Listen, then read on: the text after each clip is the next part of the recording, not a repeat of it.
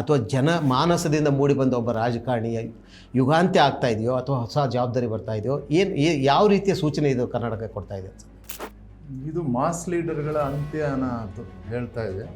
Popular ಆಗಿರೋಂಥ ಫೇಸ್ಗಳು ಸಮೂಹ ನಾಯಕರು ಕಣ್ಮರೆ ಆಗ್ತಾ ಇದೆ. ಕರ್ನಾಟಕ ಕಾಂಗ್ರೆಸ್ಗೆ ಇದು ಅನಿವಾರ್ಯವಾಗಿತ್ತಾ ಅಥವಾ ಒತ್ತಡಕ್ಕೆ ಬಿದ್ದು ಹೈಕಮಾಂಡ್ ಈ ಕ್ರಮ ಕೈಗೊಂಡಿದೆ ಅನ್ಸುತ್ತೆ? ಎಕ್ಸ್ಪೆಕ್ಟೆಡ್ ಮತ್ತು ಸಿದ್ದರಾಮಯ್ಯ ಅಭಿಮಾನಿಗಳಿಗೆ ಅನ್ಎಕ್ಸ್ಪೆಕ್ಟೆಡ್. ಕಾಂಗ್ರೆಸ್ ತಗೊಂಡಿರುವಂತ ನಿರ್ಧಾರ ಈಗಿನ ಮಟ್ಟಕ್ಕೆ ಸರಿ ಅಂತ ಹೇಳಿ ಅನಿಸ್ತದೆ.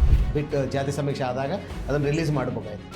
ಅದೇ ರೀತಿ ಒಳ ಮೀಸಲಾತಿ, ಅದೇ ರೀತಿ SIR ಸಂದರ್ಭದಲ್ಲಿ, ಈ ಮೂರೂ ಸಂದರ್ಭದಲ್ಲೂ ಸಿದ್ದರಾಮಯ್ಯವರು ರೀತಿ ನೋಡಿದರೆ, ನಡೆದುಕೊಂಡ ರೀತಿ ನೋಡಿದರೆ ನಿಜವಾಗ್ಲೂ ನಿರಾಶೆ ಅನಿಸಲ್ವಾ ನಿಮಗೆ? ತುಂಬ ನಿರಾಶೆ ಆಗಿದೆ. ನನಗೂ ನಿರಾಶೆ ಆಗಿದೆ, ನನ್ನಂಥ ಭಾಳ ಜನಕ್ಕೆ ನಿರಾಶೆ ಆಗಿದೆ. ಮೊದಲನೇ ಟರ್ಮಲ್ಲಿ ಆಯ್ಕೆಯಾಗಿ ಬಂದ ಸಿದ್ದರಾಮಯ್ಯನವ್ರಿಗೂ ಎರಡನೇ ಟರ್ಮ್ ಆಯ್ಕೆಯಾಗಿ ಬಂದ ಸಿದ್ದರಾಮಯ್ಯನವ್ರಿಗೂ ಭಾಳ ವ್ಯತ್ಯಾಸ ಇದೆ.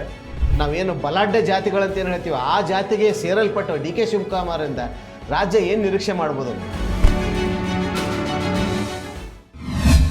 ನಮಸ್ಕಾರ, ಈ ದಿನ .comಗೆ ಸ್ವಾಗತ. ನಾನು ಸುನೀಲ್ ಸರ್ಸಿಂಗಿ. ಕರ್ನಾಟಕ ರಾಜಕೀಯದಲ್ಲಿ ಬದಲಾವಣೆ ಗಾಳಿ ಬೀಸ್ತಾ ಇದೆ. ಕಳೆದ 2 ವರ್ಷಗಳಿಂದ ಏನು DK ಶಿವಕುಮಾರ್ ಅವರು ಮೇಲಿಂದ ಮೇಲೆ ಹೇಳ್ತಾ ಇದ್ದರು ನಾಯಕತ್ವ ಬದಲಾವಣೆ ಆಗಬೇಕಂತ, ಅಂತಿಮವಾಗಿ ಹೈಕಮಾಂಡ್ ಅದಕ್ಕೆ ಮುದ್ರೆ ಒತ್ತಿದೆ ಅನ್ನೋ ಮಾತು ಈಗ ಕೇಳಿ ಬರ್ತಾ ಇದೆ ದೆಹಲಿಯ ಮೂಲಗಳಿಂದ. ಅದರ ಜೊತೆಗೆ ಸಿದ್ದರಾಮಯ್ಯನವರ ಯುಗ ಅಂತ್ಯವಾಯಿತಾ ಅಥವಾ ಹೊಸ ಜವಾಬ್ದಾರಿ ಅವರು ಸಿಗತ್ತಾ? ಇದರಿಂದ ರಾಜ್ಯದ ರಾಜಕೀಯ ಮೇಲೆ ಏನು ಬದಲಾವಣೆ ಆಗುತ್ತೆ, ಯಾವ ರೀತಿಯ ಜನ ಇದಕ್ಕೆ ಪ್ರತಿಕ್ರಿಯಿಸಬೇಕು, ಇದ್ರ ಬಗ್ಗೆ ಮಾತಾಡಲಿಕ್ಕೆ ಇವತ್ತು ನಮ್ಮ ಜೊತೆಗೆ ಇಬ್ಬರು ಹಿರಿಯ ಪತ್ರಕರ್ತರ ಜೊತೆಗಿದ್ದಾರೆ. ಒಬ್ಬರು ದೆಹಲಿ ನೋಟ ಬರಿತಾ ಇದ್ದ ಡಿ ಉಮಾಪತಿಯವರು, 4 ದಶಕಗಳಿಂದ ರಾಜಕೀಯದ ಆಳ ಅಗಳನ್ನು ಅರ್ಥಕೊಂಡು ಇನ್ ಬಿಟ್ವೀನ್ ದ ಲೈನ್ಸ್ ಏನು ರೀಡ್ ಮಾಡುತ್ತೆ ಅದರಲ್ಲಿ ತುಂಬ ಎಕ್ಸ್ಪರ್ಟ್ ಆದ ಡಿ ಉಮಾಪತಿ ಸರ್ ನಮ್ಮ ಜೊತೆಗಿದ್ದಾರೆ. ಕಾರ್ಯಕ್ರಮಕ್ಕೆ ಸ್ವಾಗತ.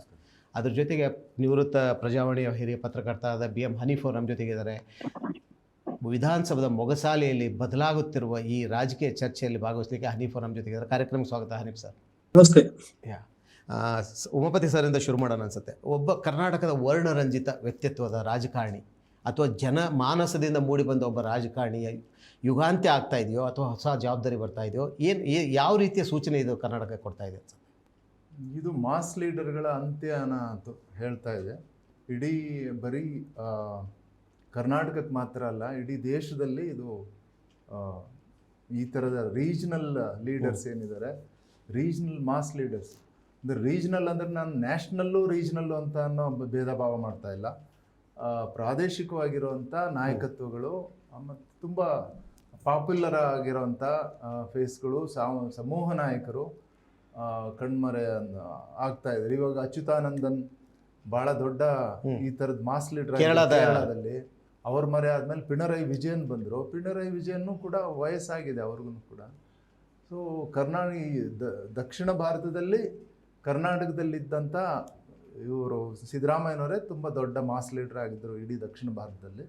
ಈಗ ಅವ್ರ ನಿರ್ಗಮನ ಆಲ್ಮೋಸ್ಟು ಖಚಿತ ಆಗ್ತಿದೆ. ಸೊ ಅವ್ರ ನಿರ್ಗಮನ ಜೊತೆ ಇನ್ನೊಬ್ಬ ಜನಪ್ರಿಯ ಮಾಸ್ ಲೀಡರು ಅವರು ಕೂಡ ಸಕ್ರಿಯ ರಾಜಕಾರಣದಿಂದ ನಿರ್ಗಮನದ ಕಡೆಯ ಹಂತದಲ್ಲಿ ಅವರು ನಿಂತಿದ್ದಾರೆ. ಅವರು ನಿಲ್ಲಿಸಲಾಗಿದೆ. ಅವ್ರಿಗೆ 78 ವರ್ಷ ವಯಸ್ಸು.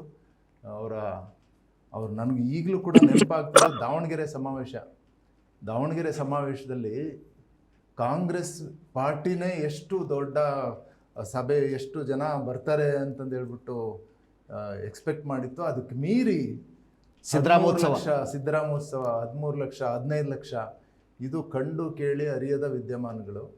ಅರಸು ನಂತರ ಒಂದು ಸಾಮೂಹಿಕ ನಾಯಕ, ಸಮೂಹ ನಾಯಕ, ಮಾಸ್ ಲೀಡರು ಇವರಾಗಿದ್ದರು. ಸೊ ಆಮೇಲೆ ಒಂದು ಪ್ಯಾನ್ ಕರ್ನಾಟಕ ಇದಿತ್ತು, ಅವ್ರಿಗೆ ವರ್ಚಸ್ಸಿತ್ತು. ಈಗ ಬರೋವಂಥವ್ರಿಗೆ ಆ ಥರದ್ದು ಯಾವ ವರ್ಚಸ್ಸಿನ ಲೀಡರ್ ಕರ್ನಾಟಕದಲ್ಲಿ ನನಗೆ ಈಗ ಸದ್ಯಕ್ಕೆ ಕಾಣಿಸ್ತಾ ಇಲ್ಲ. ಮುಂದೆ ಹೊರಹೊಂಬೋದು ಹೇಳಲಿಕ್ಕೆ ಬರೋದಿಲ್ಲ, ಯಾವುದಕ್ಕೂ ಅಂತ್ಯ ಹೇಳಲಿಕ್ಕೆ ಆಗೋದಿಲ್ಲ. ಬಟ್ ಇವತ್ತಿನ ಮಟ್ಟಿಗೆ ನೋಡ್ತಾ ಇದ್ದರೆ ಒಬ್ಬ ವರ್ಣರಂಜಿತ ರಾಜಕಾರಣಿ ಅಥವಾ ಸಮಾಜದಿಂದ ಮೂಡಿ ಬಂದ ಏನು ಜನಮಾನಸದ ನಾಯಕ ಅಂತ ಏನು ಹೇಳ್ತೇವೆ, ಅದು ಸಿದ್ದರಾಮಯ್ಯ ಕೊನೆಯ ನಾಯಕ ಅಂತ ಅನ್ಸುತ್ತೆ ಕನ್ನಡ ಮಟ್ಟಿಗೆ. ಮತ್ತೆ ಮುಂದೆ ಬರ್ಬೋದು ಅವರು. ಬಟ್ ಇದು ಒಂದು ಸಂದಿಗ್ಧ ಪರಿಸ್ಥಿತಿ. ದೇಶ ಒಂದು ರೀತಿ ಪ್ರಜಾಪ್ರಭುತ್ವದಿಂದ ಇಲೆಕ್ಟೆಡ್ ಡೆಮೋಕ್ರಸಿಯಿಂದ ಡಿಕ್ಟೇಟರ್ಶಿಪ್ ಕಡೆ ಹೋಗ್ತಾ ಇದೆ ಅನ್ನೋ ಆರೋಪ ಕೇಳಿ ಬರ್ತಾ ಇದೆ. ಪತ್ರಿಕೋದ್ಯಮ, ನ್ಯಾಯಾಲಯವು ಅದಕ್ಕೆ ಸೂಕ್ತವಾದ ಸ್ಪಂದಿಸ್ತಿಲ್ಲ. ಪ್ರಜಾಪ್ರಭುತ್ವ ತುಂಬ ಆತಂಕದ ಸ್ಥಿತಿಯಲ್ಲಿದೆ ಅಂತೆ. ಸೈದ್ಧಾಂತಿಕ ಸ್ಪಷ್ಟತೆ ಇರಬೇಕಾದ ವ್ಯಕ್ತಿಗಳು ನಾಯಕತ್ವದ ಅವಶ್ಯಕತೆ ತುಂಬ ಕಂಡು ಬರ್ತಾ ಇದೆ. ಇಂಥ ಸಂದರ್ಭದಲ್ಲಿ ಕಾಂಗ್ರೆಸ್ ಏನು ಪ್ರತಿಪಕ್ಷವಾಗಿ ಹೋರಾಟ ಮಾಡಬೇಕು, ಈ ಬದಲಾವಣೆಗೆ ಮತ್ತೆ ಪ್ರಜಾಪ್ರಭುತ್ವ ಹಾದಿಯಲ್ಲಿ ತರಬೇಕಾದ ಜವಾಬ್ದಾರಿ ವಿರೋಧ ಪಕ್ಷವಾದ ಕಾಂಗ್ರೆಸ್ ಇದನ್ನು ತೆಗೆದುಕೊಂಡಿದ್ದ ನಿರ್ಧಾರ ಎಷ್ಟು ಸರಿ ಅನ್ಸುತ್ತೆ ನಿಮಗೆ? ಇದು ಕಾಲದ ಕರೆ ಮತ್ತು ಒಂದು ಸರ್ವೈವಲ್ ಪ್ರಶ್ನೆ ಕೂಡ. ಒಂದು ಪಕ್ಷಕ್ಕೆ, ಒಂದು ಪಕ್ಷ ನಡೆಸೋವಂಥವ್ರಿಗೆ ಇದರ ಅನಿವಾರ್ಯಗಳು ಗೊತ್ತಿರುತ್ತೆ. ಅದು ಎಲ್ಲಿ ಅದ್ರ ಜೊತೆಗೆ ಇಡೀ ಭಾರತವನ್ನು ಪ್ರತಿಪಕ್ಷ ಮುಕ್ತ ಆಗಿಸಬೇಕು, ಬರೀ ಇಷ್ಟು ದಿವಸ ಕಾಂಗ್ರೆಸ್ ಮುಕ್ತ ಆಗಿಸ್ಬೇಕು ಅಂತ ಇದ್ರು. ಈಗ ಏಕಪಕ್ಷ ಆಡಳಿತದ ಡೆಮೋಕ್ರಸಿ, ನೀವು ಏಕಪಕ್ಷದ ಡೆಮೋಕ್ರಸಿ ಅನ್ನೋದರಲ್ಲೇ ಒಂದು ವಿರೋಧಾಭಾಸ ಇದೆ. ಒಂದೇ ಪಕ್ಷ ಇದ್ದದ ಡೆಮೋಕ್ರಸಿ ಹೆಂಗಾಗುತ್ತೆ? ಡೆಮೋಕ್ರಸಿ ಅಂದರೆ ಒಂದು ವಿರೋಧ ಪಕ್ಷ ಇರಬೇಕು, ಅಷ್ಟೇ ಬಲಿಷ್ಠವಾದ ವಿರೋಧ ಪಕ್ಷ ಇರಬೇಕು ಕಾನ್ಸ್ಟಿಟ್ಯೂಷನ್ ಪ್ರಕಾರ, ಅಥವಾ ಕಾನ್ಸ್ಟಿಟ್ಯೂಷನ್ ಬರೆದವ್ರ ಪ್ರಕಾರ. ಪ್ರತಿಪಕ್ಷ ಒಂದು ಸ್ಟ್ರಾಂಗ್ ಅಪೋಸಿಷನ್ ಪಾರ್ಟಿ ಒಂದು ಸ್ಟ್ರಾಂಗ್ ಗೌರ್ಮೆಂಟನ್ನ ಚೆನ್ನಾಗಿ ಎದುರಿಸುತ್ತೆ, ಜನತಂತ್ರದ ಮೌಲ್ಯಗಳನ್ನ ಜೀವಂತವಾಗಿ ಇಟ್ಕೊಳ್ಳುತ್ತೆ ಅನ್ನೋದು ಅದ್ರ ಸ್ಪಿರಿಟ್ಟು.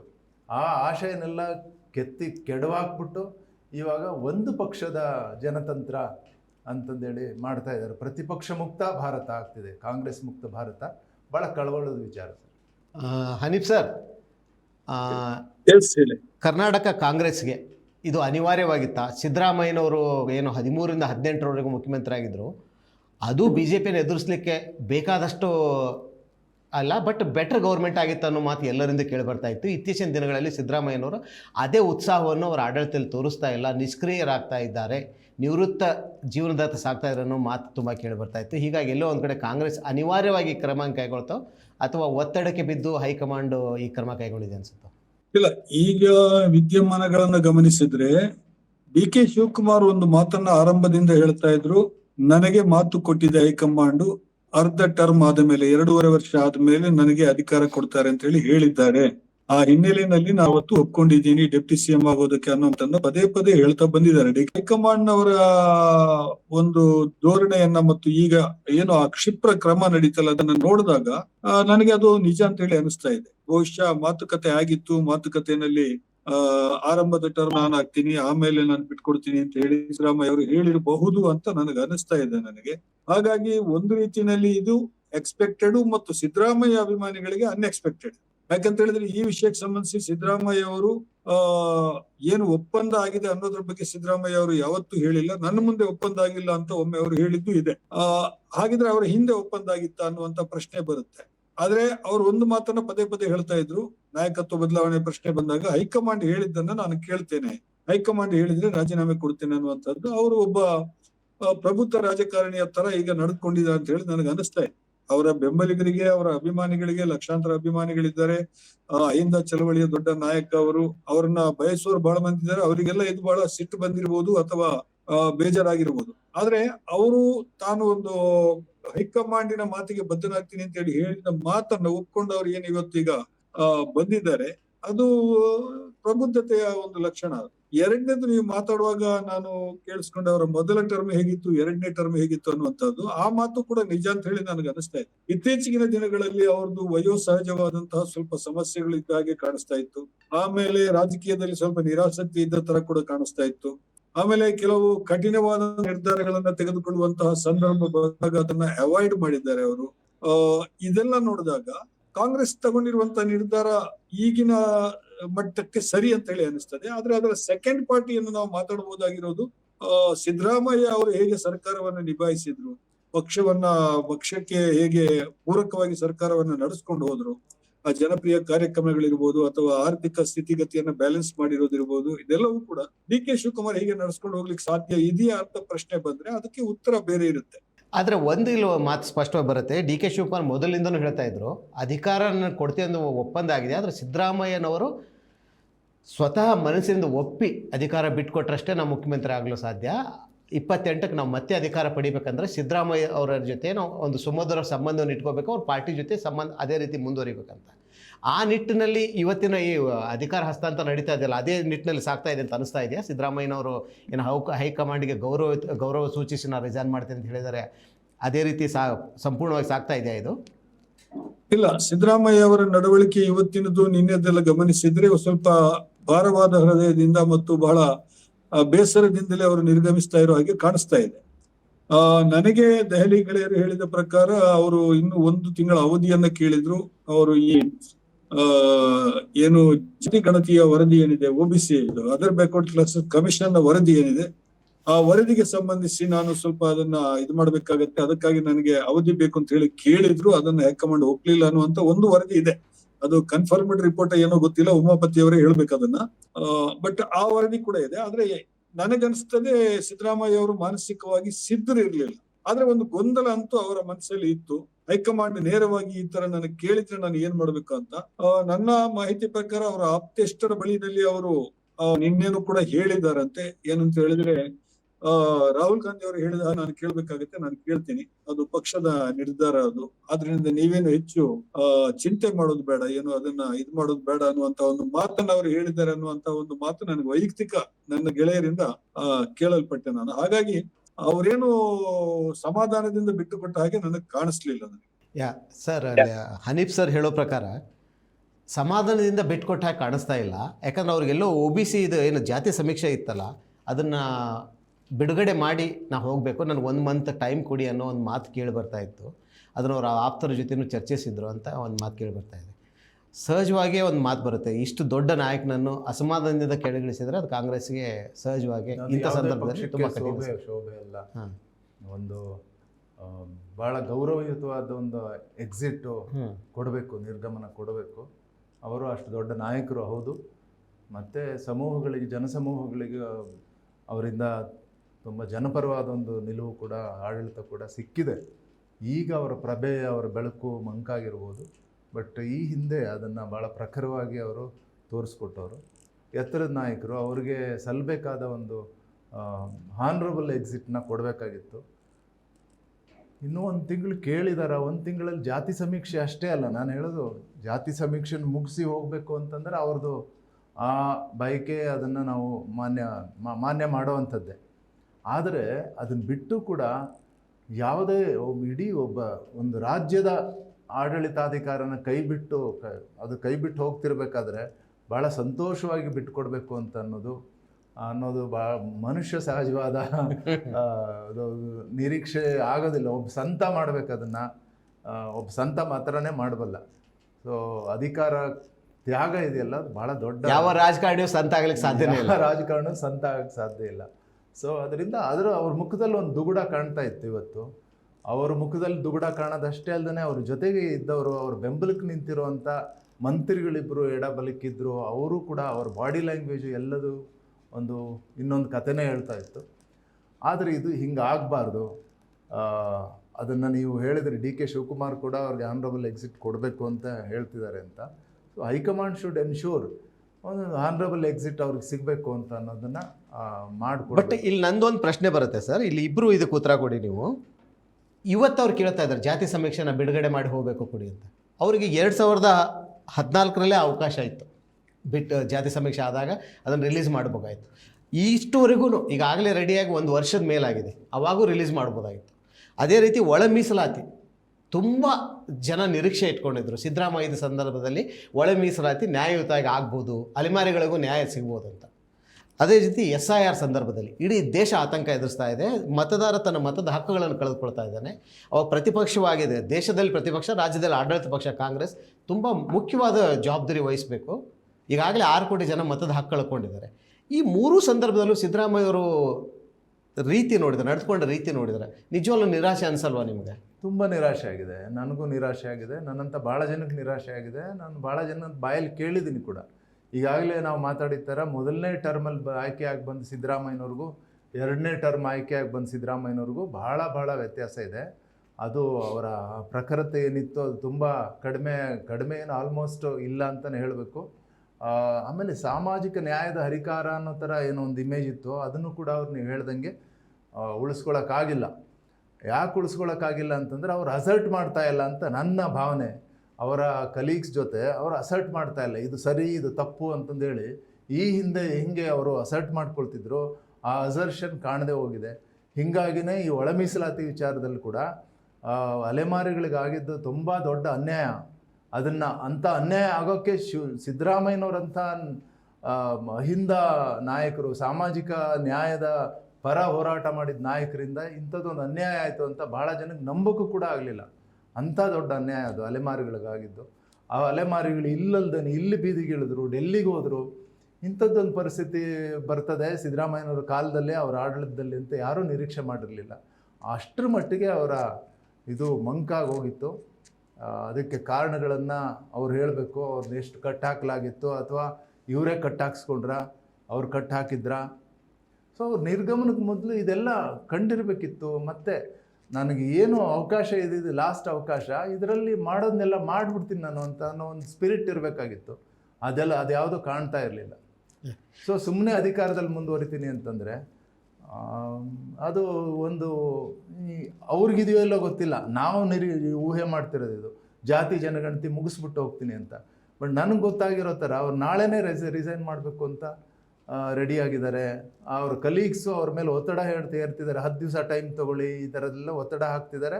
ಆದರೆ ಸಿದ್ದರಾಮಯ್ಯನವರು ಇಲ್ಲ, ರಾಹುಲ್ ಗಾಂಧಿ ಹೇಳಿದ್ದಾರೆ ನಾನು ನಾಳೆನೇ 10 ದಿವಸ ಯಾಕೆ, ನಾಳೆನೇ ರಿಸೈನ್ ಮಾಡ್ತೀನಿ ಅಂತ ಅವ್ರು ಹೇಳ್ತಿದ್ದಾರೆ ಅಂತ ನನಗೆ ಗೊತ್ತಾಗಿದ್ದ ಮಾಹಿತಿ ಇದೆಲ್ಲ. ಒಂದು ಅನ್ಸುತ್ತೆ, ಪ್ರಬುದ್ಧ ರಾಜಕಾರಣಿಯಾಗಿ ವರ್ಷದಿಂದನೂ ಹೇಳ್ತಾ ಇದ್ರು ರಾಹುಲ್ ಗಾಂಧಿ ನನ್ನ ರಿಸಿಗ್ನೇಷನ್ ಕೊಡೋದು ಕೇಳಿದ್ರೆ ನಾನು ಅವತ್ತೇ ಕೊಡ್ತೇನಂತೆ, ಅದೇ ರೀತಿ ಒಪ್ಕೊಂಡಿದ್ರಂತೆ. ಬಟ್ ಹನೀಫ್ ಸರ್, ನಾನು ಇದೇ ಪ್ರಶ್ನೆ ನಿಮಗೆ ಕೇಳ್ತೀನಿ. ಸಿದ್ದರಾಮಯ್ಯನವರು ಜಾತಿ ಸಮೀಕ್ಷೆಯನ್ನು ರಿಲೀಸ್ ಮಾಡಿ ತುಂಬ ಅವಕಾಶಗಳಿತ್ತು. ಅದೇ ರೀತಿ ಒಳ ಮೀಸಲಾತಿ, ಅದೇ ರೀತಿ SIRಗೆ ಒಂದು ಹೋರಾಟ ಕಟ್ಟಬೇಕಾದ ರೀತಿ, ಇಲ್ಲಿ ಅವರು ತೋರಿದ ಒಂದು ಸೋಮಾರಿತನ ಇದೆಯಲ್ಲ, ಅದ್ರ ಬಗ್ಗೆ ನಿಜವಾಗ್ಲೂ ಇಡೀ ದೇಶದ ಅಥವಾ ರಾಜ್ಯದ ಜನ ನಿರಾಶರಾಗಿದ್ದಾರೆ ಅಂತ ಅನ್ಸಲ್ವಾ ನಿಮಗೆ? ಅಲ್ಲ, ಇಲ್ಲಿ ಎರಡನ್ನ ಕ್ಲಬ್ ಮಾಡ್ಲಿಕ್ಕೆ ನಾನು ಬಯಸೋದಿಲ್ಲ, ಅದರಿಂದ ಗೊಂದಲಗಳು ಜಾಸ್ತಿ ಆಗ್ತವೆ. ಒಂದು, ಅದರ್ ಬ್ಯಾಕ್ವರ್ಡ್ ಕ್ಲಾಸಸ್ ಕಮಿಷನ್ ನ ವರದಿ, ಜಾತಿ ಗಣತಿಯ ವರದಿ, ಮೊದಲ ಬಾರಿಗೆ ಕಾಂತರಾಜ್ ಅವರ ಅಧ್ಯಕ್ಷತೆಯ ಇತರ ಹಿಂದುಳಿದ ವರ್ಗಗಳ ಆಯೋಗ ಮಾಡಿದಂತಹ ಒಂದು ಸಮೀಕ್ಷೆ ಮತ್ತು ಅದರ ವರದಿ ಏನಿದೆ, ಪಾರ್ಟ್ 1 ಮತ್ತು ಪಾರ್ಟ್ 2 ಅದರಲ್ಲಿ ಇತ್ತು. ನೀವು ನೆನಪಿರ್ಬೋದು ನಿಮ್ಗೆ, ಕಾಂತರಾಜ್ ಆಯೋಗವನ್ನ ನೇಮಿಸಿದ್ದು ಸಿದ್ದರಾಮಯ್ಯ ಅವರು ಮೊದಲ ಅವಧಿನಲ್ಲಾದ್ರೂ ಕೂಡ ಅದು ವರದಿ ಕೊಡುವಾಗ ಯಡಿಯೂರಪ್ಪ ಅವರು ಮುಖ್ಯಮಂತ್ರಿ ಆಗಿದ್ರು. ಯಡಿಯೂರಪ್ಪ ಅವರು ಎಷ್ಟು ಆ ವರದಿಗೆ ಸಂಬಂಧಿಸಿ ಎಷ್ಟು ನಿರ್ಲಕ್ಷ್ಯವನ್ನ ತೋರಿಸಿದ್ರು ಅಂತ ಹೇಳಿದ್ರೆ, ಕೊನೆಯ ಹಂತದಲ್ಲಿ ಅವರು ಅವಧಿ ಕೇಳಿದ್ರು, ನಮ್ಗೆ ಇನ್ನೊಂದು 15 ದಿವಸ ಅವಧಿ ಬೇಕಾಗುತ್ತೆ ಅಂತ ಕಾಂತರಾಜ್ ಅವರು ಕೇಳಿದ್ರು ಸರ್ಕಾರವನ್ನ. ಫೈನಲ್ ನಾವು ಕರೆಕ್ಟ್ ಆಗಿ ಮಾಡಿ ಕೊಡೋದಕ್ಕೆ, ನಮ್ಗೆ ಟ್ಯಾಬ್ಯುಲೇಷನ್ ಎಲ್ಲ ಇದು ಮಾಡೋದಕ್ಕೆ, ಯಾಕಂದ್ರೆ ಡಾಟಾ ರೆಡಿ ಇದೆ, ಶಿಫಾರಸುಗಳನ್ನ ಮಾಡೋ ಸಮಯದಲ್ಲಿ ಅದಕ್ಕೆ ಕೆಲವು ಬೇಕಾದಂತ ಪೂರಕ ಇದೆಲ್ಲ ಮಂಡಿಸ್ಬೇಕಾಗತ್ತೆ, ಅದಕ್ಕೆ ಬೇಕು ಅಂತ ಹೇಳಿ ಹೇಳಿದಾಗ ನನಗೆ ಗೊತ್ತಾದ ಮಾಹಿತಿ, ಅದು ಅಧಿಕಾರಿಗಳಿಂದ ಗೊತ್ತಾಗಿದ್ದವಾಗ ಏನಂತ ಹೇಳಿದ್ರೆ, ಮುಖ್ಯಮಂತ್ರಿ ಅವರು 31ನೇ ತಾರೀಕಿಗೆ ಅವರಿಗೆ ಬೀಗ ಹಾಕೊಂಡು ಹೋಗ್ಲಿಕ್ಕೆ ಹೇಳ್ರಿ ಅನ್ನುವಂತ ಮಾತನ್ನು ಹೇಳಿದ್ರು. ಆ ತಿಂಗಳ 31ನೇ ತಾರೀಕಿಗೆ ನೀವು ಅದು ಏನು ವರದಿ ಕೊಡ್ತೀರೋ ಅದು ಕೊಟ್ಬಿಟ್ಟು ಹೋಗಿ ಅಂತ ಹೇಳ್ಬಿಟ್ಟು, ಮುಂದಕ್ಕೆ ಇದು ಮಾಡ್ಲಿಕ್ಕೆ ಆಗಲ್ಲ ಅಂತ ಹೇಳ್ಬೋದು, ಎಕ್ಸ್ಟೆನ್ಷನ್ ಮಾಡ್ಲಿಕ್ಕೆ ಆಗಲ್ಲ ಅನ್ನುವಂತ. ಹಾಗಾಗಿ ಬಹಳ ಗಡಿಬಿಡಿನಲ್ಲಿ ಕಾಂತರಾಜ್ ಅವರು ಆ ವರದಿಯನ್ನ ಕೊಟ್ಟಿದ್ದಾರೆ. ಡಾಟಾ ಸಿಕ್ಕಿದೆ. ಜಯಪ್ರಕಾಶ್ ಹೆಗಡೆ ಅವರು ಆಮೇಲೆ ಇದಕ್ಕೆ ಅಧ್ಯಕ್ಷರಾಗಿ ಬಂದಾಗ, ಜಯಪ್ರಕಾಶ್ ಹೆಗಡೆ ಅವರು ಆಮೇಲೆ ಕಾಂಗ್ರೆಸ್ ಹೋದ್ರು, ಅದು ಬೇರೆ ವಿಚಾರ. ಆದ್ರೆ ಅವರು ಬಿಜೆಪಿ ಸರ್ಕಾರದಲ್ಲಿ ನೇಮಕ್ಕಾಗಿ ಅಲ್ಲಿ ಬಂದ್ರು. ಅವ್ರು ಬಂದಾಗ ನಾನು ಇದನ್ನ ಜಯಪ್ರಕಾಶ್ ಹೆಗಡೆ ಅವ್ರ ಜೊತೆಗೆ ಮಾತಾಡಿದ್ದೆ. ನಾನು ಕಾಂತರಾಜ್ ಅವ್ರ ಜೊತೆಗೆ, ಜಯಪ್ರಕಾಶ್ ಹೆಗಡೆ ಅವ್ರ ಜೊತೆಗೆಲ್ಲ ಬಹಳ ನಿಕಟವಾಗಿ ಈ ವಿಷಯಕ್ಕೆ ಸಂಬಂಧಿಸಿ ಸ್ವಲ್ಪ ಚರ್ಚೆ ಮಾಡ್ತಾ ಇದ್ದೆ ಮತ್ತು ಮಾಹಿತಿಗಳನ್ನ ಪಡ್ಕೊಳ್ತಾ ಇದ್ದೆ ನಾನು ಆಗಾಗ. ಸೊ ಜಯಪ್ರಕಾಶ್ ಹೆಗಡೆ ಅವರು ಬಂದಾಗ ಅವರ ಆಯೋಗಕ್ಕೆ ಈ ಪಾರ್ಟ್ 1 ಮತ್ತು ಪಾರ್ಟ್ ಬಿ ಏನಿದೆ, ಅದರಲ್ಲಿ ಪಾರ್ಟ್ ಬಿ ಅವರು ಸ್ವೀಕಾರ ಮಾಡಿಲ್ಲ. ಜಯಪ್ರಕಾಶ್ ಹೆಗಡೆ ಅವರ ನೇತೃತ್ವದ ಆಯೋಗ, ಅವರಿಗೆ ಪಾರ್ಟ್ 1 ಮಾತ್ರ ಡಾಟಾ ಮಾತ್ರ ಸಿಕ್ಕಿದೆ. ಶಿಫಾರಸುಗಳು ಅಧಿಕೃತ ದಾಖಲೆಯಾಗಿ ಅವರಿಗೆ ಸಿಕ್ಕಿಲ್ಲ. ಅದಕ್ಕೆ ಕಾರಣ ಆ ಹಂತದಲ್ಲಿ ಇದ್ದಂತಹ ಅಧಿಕಾರಿ ಅದಕ್ಕೆ ಸಹಿ ಹಾಕಿಲ್ಲ ಪಾರ್ಟ್ ಬಿಗೆ ಅನ್ನುವಂತ.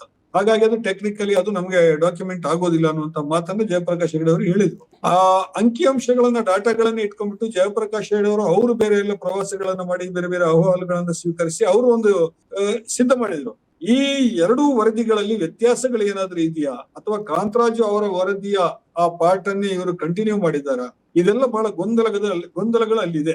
ಅದು ಇದ್ದು ಕೂಡ ಜಯಪ್ರಕಾಶ್ ಹೆಗಡೆ ಅವರ ಕಾಲದಲ್ಲಿ ಇದನ್ನ ಒಂದು ಸಿದ್ಧ ಮಾಡಿಬಿಟ್ಟು ಆ ಏನು ವರದಿಯನ್ನ ಪಡ್ಕೊಂಡ್ರೆ ಅದನ್ನ ಜಾರಿಗೆ ತರೋದಕ್ಕೆ ಸಿದ್ದರಾಮಯ್ಯ ಅವರು ಪ್ರಯತ್ನ ಮಾಡಿದ್ರು.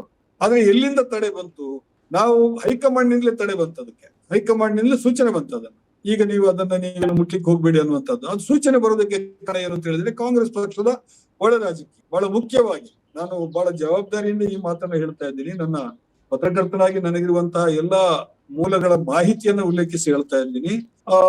AICC ಅಧ್ಯಕ್ಷರಾದಂತಹ ಮಲ್ಲಿಕಾರ್ಜುನ ಖರ್ಗೆ ಅವರು ಕೂಡ ಆಗ ಸಾಥ್ ಕೊಡ್ಲಿಲ್ಲ. ಬಹಳ ಮುಖ್ಯವಾಗಿ ಲಿಂಗಾಯತ ಸಮುದಾಯದ ಒಂದು ಲಾಬಿ ಏನಿದೆ ಕಾಂಗ್ರೆಸ್ ಪಕ್ಷದ ಒಳಗಡೆ, ಆವಾಗ ಶಾಮನೂರು ಶಿವಶಂಕರಪ್ಪ ಅವರಿದ್ದರು. ಅವರ ನೇತೃತ್ವದಲ್ಲಿ ಇದು ಹೈಕಮಾಂಡ್ಗೆ ಒಂದು ಮನವರಿಕೆ ಮಾಡಿಕೊಡಲಾಯಿತು. ಇಲ್ಲ ಈ ತರ ಈಗ ನೀವು ಇದು ಮಾಡಿದ್ರೆ ತೊಂದರೆ ಆಗುತ್ತೆ ನಮಗೆ ಅನ್ನುವಂಥದ್ದು ಮಾತು ಬಂತು. ಹಾಗಾಗಿ ಸಿದ್ದರಾಮಯ್ಯ ಅವರಿಗೆ ಜಾರಿಗೆ ತರಲಿಕ್ಕೆ ಆಗ್ಲಿಲ್ಲ ಅನ್ನುವಂಥದ್ದು. ಹಾಗಾಗಿ ನಾವು ಇದರ ಪೂರ್ಣ ಹೊಣೆಯನ್ನ ಸಿದ್ದರಾಮಯ್ಯ ಅವರಿಗೆ ವಹಿಸಿಕೊಡ್ಲಿಕ್ಕೆ ಆಗುತ್ತಾ ಇಲ್ವಾ ಅನ್ನೋದನ್ನ ನಾನೀಗ ಹೇಳಲಾರೆ. ಆದ್ರೆ ಸಿದ್ದರಾಮಯ್ಯ ಅವರು ಮನಸ್ಸು ಮಾಡಿದ್ರೆ ಆವಾಗ ತನ್ನ ಸಾತ್ವಿಕ ಪ್ರತಿರೋಧವನ್ನು ದಾಖಲಿಸಬಹುದಿತ್ತಲ್ವಾ? ಈ ಪ್ರಶ್ನೆ ನಮ್ಗೆಲ್ರಿಗೂ ಆವಾಗ ಕಾಡಿದೆ. ನಮಗೆ ಹೈಕಮಾಂಡ್ ಇಲ್ಲ ಇದನ್ನ ಮಾಡ್ಲಿಕ್ಕೆ ಆಗಲ್ಲ ಅಂತ ಹೇಳಿ ಹೇಳಿದಾಗ ರಾಹುಲ್ ಗಾಂಧಿ ಅವರೇ ಜಾತಿ ಗಣತಿಯ ಬಗ್ಗೆ ಬಹಳ ಪ್ರಬಲವಾದಂತಹ ವಕಾಲತ್ತನ್ನು ದೇಶದಾದ್ಯಂತ ಎಲ್ಲ ರಾಜ್ಯಗಳಿಗೆ ವಹಿಸಿಕೊಂಡಿದ್ರು. ಬಹಳ ಗಟ್ಟಿಯಾಗಿ ಮಾತಾಡ್ತಾ ಇದ್ರು ಅವರು. ಜಾತಿ ಗಣತಿ ಆಗ್ಬೇಕು, ಕೇಂದ್ರದ ಜನಗಣತಿನಲ್ಲೂ ಕೂಡ ಜಾತಿ ಗಣತಿ ಬರಬೇಕು ಅಂತದನ್ನ ಅವರು ಹೇಳಿದ ಮೇಲೆನೆ ಕೇಂದ್ರ ಸರ್ಕಾರದಲ್ಲಿ ಇಲ್ಲ ನಾವು ಮಾಡ್ತೀವಿ ಅಂತ ಹೇಳಿದ್ರು. ಅದನ್ನು ಮಾಡಿಲ್ಲ ಅವರು, ಬಿಡಿ, ಅದು ಬೇರೆ ವಿಚಾರ. ಬರೇ ಜನಗಣತಿ ಮಾಡ್ತಾ ಇದ್ದಾರೆ, ಜಾತಿಯ ಅಂಶಗಳಲ್ಲಿ ಬಂದಿಲ್ಲ ಅದರಲ್ಲಿ. ಜಾತಿಯ ಇದು ಯಾಕಂತ ಹೇಳಿದ್ರೆ ನನ್ನ ಮನೆಗೂ ಬಂದಿದ್ರು ಜಾತಿ ಜನಗಣತಿ ಮಾಡೋರು. ಅವರಿಗೆ ನಾನು ಕೇಳಿದಾಗ ಅವ್ರು ಹೇಳಿದ್ರು ನನಗೆ ಇಲ್ಲ ನಮ್ಗೆ ನಿಮ್ಮ ಜಾತಿಯನ್ನ ಕೇಳಲಿಕ್ಕೆ ಹೇಳಲಿಲ್ಲ ಅಂತ ಹೇಳಿ, ಇದರಲ್ಲಿ ಇಲ್ಲ, ಅದರಲ್ಲಿ ಅವಕಾಶ ಇಲ್ಲ ಅಂತ ಹೇಳ್ಬಿಟ್ಟು. ಹಾಗಾಗಿ ಆ ಸಂದರ್ಭ ಕಾಂಗ್ರೆಸ್ ಪಕ್ಷ ಮೇಲ್ಜಾತಿಯ ಒಂದು ಏನು ಶಕ್ತಿ ಬಣ ಇದೆ, ಆ ಶಕ್ತಿ ಬಣವನ್ನ ಎದುರು ಹಾಕೊಳ್ಳಿಕ್ಕೆ ಹೈಕಮಾಂಡ್ಗೆ ಕೂಡ ಅಷ್ಟು ಮಾನಸಿಕ ಸ್ಥೈರ್ಯ ಧೈರ್ಯ ಇರಲಿಲ್ಲ. ಹಾಗಾಗಿ ಸಿದ್ದರಾಮಯ್ಯ ಅವರ ಕಾಲದಲ್ಲಿ ಅದು ಆಯ್ತು. ಆದ್ರೆ ಸಿದ್ದರಾಮಯ್ಯ ಅವರು ಸಾತ್ವಿಕ ಪ್ರತಿರೋಧವನ್ನು ತೋರಿಸಬಹುದಾಗಿತ್ತು.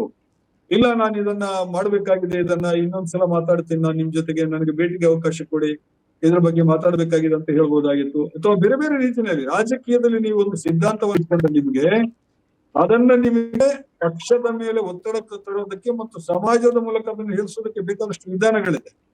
ಆ ವಿಧಾನಗಳನ್ನ ಯಾವುದನ್ನು ಕೂಡ ಸಿದ್ದರಾಮಯ್ಯ ಅವರು ಬಳಸ್ಕೊಳ್ಳಿಲ್ಲ ಅಂತ ಹೇಳಿ ನನಗೆ ಅನಿಸ್ತಾ ಇದೆ. ಹಾಗಾಗಿ ನೀವು ಹೇಳ್ತಾ ಇರೋದು ಸರಿ, ಸಿದ್ದರಾಮಯ್ಯ ಅವರು ಒಂದು ಒಳ್ಳೆಯ ಅವಕಾಶವನ್ನ ಕಳ್ಕೊಂಡ್ರು. ಆ ಅವಕಾಶವನ್ನ ಅವ್ರು ಕಳ್ಕೊಂಡ್ರು ಅನ್ನೋದಕ್ಕಿಂತ ಏನು ಈ ಅಹಿಂದ ಪಾಲಿಟಿಕ್ಸ್ ಅಂತ ಏನು ಹೇಳ್ತಾ ಇದ್ದಾರೆ, ಈ ಅಹಿಂದದ ವರ್ಗಕ್ಕೆ ನೀವು ಏನು ಒಂದು ಭರವಸೆಗಳನ್ನು ಕೊಟ್ಟಿದ್ದೀರಿ, ಆ ಭರವಸೆಗಳನ್ನು ನಿಮಗೆ ಈಡೇರಿಸಲಿಕ್ಕೆ ಆಗ್ಲಿಲ್ಲ. ಇದು ಬಹಳ ಮುಖ್ಯವಾದಂತ ಅಂಶ ಇದು. ಆಮೇಲೆ ಎರಡನೇದು, ನಾನು ಇನ್ನೊಂದು ಅಂಶವನ್ನು ಇಲ್ಲಿ ಹೇಳ್ಬೇಕು. ಯಾಕಂತ ಹೇಳಿದ್ರೆ ಬಹಳ ಮಂದಿ ಈ ವಿಷಯವನ್ನ ಹೇಳೋದಿಲ್ಲ. ಅಹಿಂದ ಅಂದ್ರೆ ಯಾರು? ಅಲ್ಪಸಂಖ್ಯಾತರು, ಹಿಂದುಳಿದವರು ಮತ್ತು ದಲಿತರು. ಸಿದ್ದರಾಮಯ್ಯ ಅವರು ಮೊದಲ ಒಂದು ಅಧಿಕಾರದ ಅವಧಿಯಲ್ಲಿ ಯಾವ ತರ ಈ ಅಹಿಂದ ವೋಟ್ ಬ್ಯಾಂಕ್ ಅನ್ನ ಬಹಳ ಸಶಕ್ತವಾಗಿ ಕಟ್ತಾ ಹೋದ್ರ, ಎರಡನೇ ಅವಧಿನಲ್ಲಿ ಅವರಿಗೆ ಅಹಿಂದವನ್ನ ಸರಿಯಾದ ರೀತಿಯಲ್ಲಿ ಮುನ್ನಡೆಸಲಿಕ್ಕೆ ಆಗ್ಲಿಲ್ಲ ಅಂತ ನನಗನ್ನಿಸ್ತದೆ. ಉದಾಹರಣೆಗೆ ನೀವು ಅಹಿಂದದಲ್ಲಿ ಅಲ್ಪಸಂಖ್ಯಾತರಿಗೆ ಚುನಾವಣೆ ಸಂದರ್ಭದಲ್ಲಿ ಏನ್ ಭರವಸೆಗಳನ್ನು ಕೊಟ್ಟಿದ್ರು, ಅವರು ಏನೇನೆಲ್ಲ ಈಡೇರಿಕೆ, ಅವರ ಬೇಡಿಕೆಗಳು ಏನಿತ್ತು, ಬಹಳ ಮುಖ್ಯವಾಗಿ ಉದ್ಯೋಗ ಮತ್ತು ಶಿಕ್ಷಣದಲ್ಲಿರುವಂತಹ ಮೀಸಲಾತಿಯ ಒಂದು ನೀತಿ, ಆ ಮೀಸಲಾತಿಯ ನೀತಿಯನ್ನ ಮತ್ತೆ ಸರ್ಕಾರ ಜಾರಿಗೆ ತರುತ್ತೆ ಅನ್ನುವಂತ ಮಾತನ್ನ ಚುನಾವಣೆಯ ಸಂದರ್ಭದಲ್ಲಿ ಕಾಂಗ್ರೆಸ್ನ ಎಲ್ಲ ಮುಖಂಡರು ಹೇಳಿದ್ರು. ಆದ್ರೆ ಅದನ್ನ ತರ್ಲಿಕ್ಕೆ ಆಗ್ಲಿಲ್ಲ. ಬಿಜೆಪಿ ಏನು ನೀತಿ ಇತ್ತು ಅದರ ಮೇಲೆ ಸುಪ್ರೀಂ ಕೋರ್ಟ್ ಇರೋದು, ಸುಪ್ರೀಂ ಕೋರ್ಟ್ ನಲ್ಲಿ ಅದಕ್ಕೆ ಸ್ಟೇ ಬಂತಷ್ಟೇ, ಸರ್ಕಾರದ ನೀತಿ ಅಂತ ಅದು ಬರಲಿಲ್ಲ.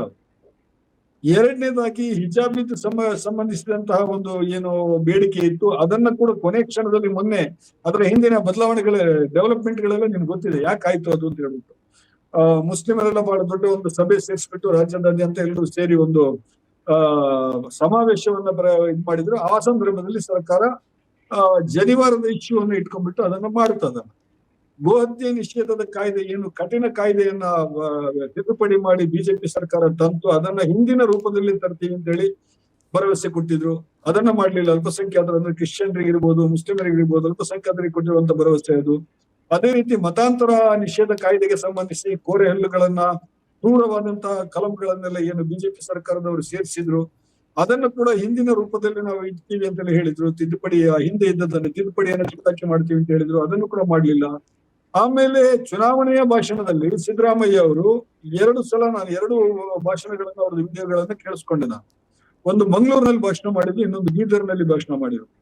ಅದರಲ್ಲಿ ನಮ್ಮ ಸರ್ಕಾರ ಅಧಿಕಾರಕ್ಕೆ ಬಂದ್ರೆ 2023 ಸಂಖ್ಯೆ ಹೇಳ್ತಾ ಇದ್ದೀನಿ ನಾನು, ನಮ್ಮ ಸರ್ಕಾರ ಅಧಿಕಾರಕ್ಕೆ ಬಂದ್ರೆ, ಕಾಂಗ್ರೆಸ್ ಸರ್ಕಾರ ಅಧಿಕಾರಕ್ಕೆ ಬಂದ್ರೆ ಅಲ್ಪಸಂಖ್ಯಾತರಿಗೆ ಅಂದ್ರೆ ಮುಸ್ಲಿಮರು, ಕ್ರಿಶ್ಚಿಯನ್ರು, ಜೈನರು, ಬೌದ್ಧರು, ಸಿಖ್ಖರು ಎಲ್ಲರಿಗೆ 1,000 ಕೋಟಿ ರೂಪಾಯಿ ಬಜೆಟ್ ನಲ್ಲಿ ನಾನು ಅನುದಾನ ಇಡ್ತೀನಿ, 10,000 ಕೋಟಿ ರೂಪಾಯಿ ಬಜೆಟ್ ನಲ್ಲಿ ಅನುದಾನ ಇಡ್ತೀನಿ ಅಂತ ಮಾತನ್ನ ಹೇಳಿದ್ರು. ಅದು ಕೂಡ ಆಮೇಲೆ 2-3 ಬಜೆಟ್ಗಳು ಬಂದ್ರು ಕೂಡ ಅದು ಕೂಡ ಈಡೇರಿಕೆ ಆಗ್ಲಿಲ್ಲ. ಹಾಗಾಗಿ ಅಹಿಂದ ವರ್ಗಕ್ಕೆ ಏನು ಮಾತು ಕೊಟ್ಟಿದ್ದೀರಿ ನೀವು, ಆ ಮಾತು ನಿಮ್ಮ 2ನೇ ಟರ್ಮ್ ನಲ್ಲಿ ಅದು ಜಾರಿಗೆ ತರಲಿಕ್ಕೆ ನಿಮ್ಗೆ ಯಾಕೆ ಆಗ್ಲಿಲ್ಲ ಅನ್ನುವಂಥದ್ದು. ಆಮೇಲೆ ಕಮ್ಯುನಲ್ ಇಶ್ಯೂಸ್ಗೆ ಸಂಬಂಧಿಸಿ ಏನು ಸಂಘ ಪರಿವಾರದ ಹಲವು ನಾಯಕರು ಯಾವ ರೀತಿ ಅತ್ಯಂತ ಸಮಾಜದಲ್ಲಿ ಅಲ್ಲೋಲ ಕಲ್ಲೋಲ ಉಂಟು ಮಾಡೋದಕ್ಕೆ ಏನೆಲ್ಲ ಪ್ರಯತ್ನಗಳನ್ನ ಮಾಡ್ತಾ ಇದ್ರು, ಅದಕ್ಕೆ ಸಂಬಂಧಿಸಿ ಸಿದ್ದರಾಮಯ್ಯ ಅವರ ಸರ್ಕಾರ ಅತ್ಯಂತ ಕಠಿಣವಾದಂತ ಕ್ರಮಗಳನ್ನು ಕೈಗೊಳ್ಳೋದಕ್ಕೆ ಮುಂದಿಲ್ಲ.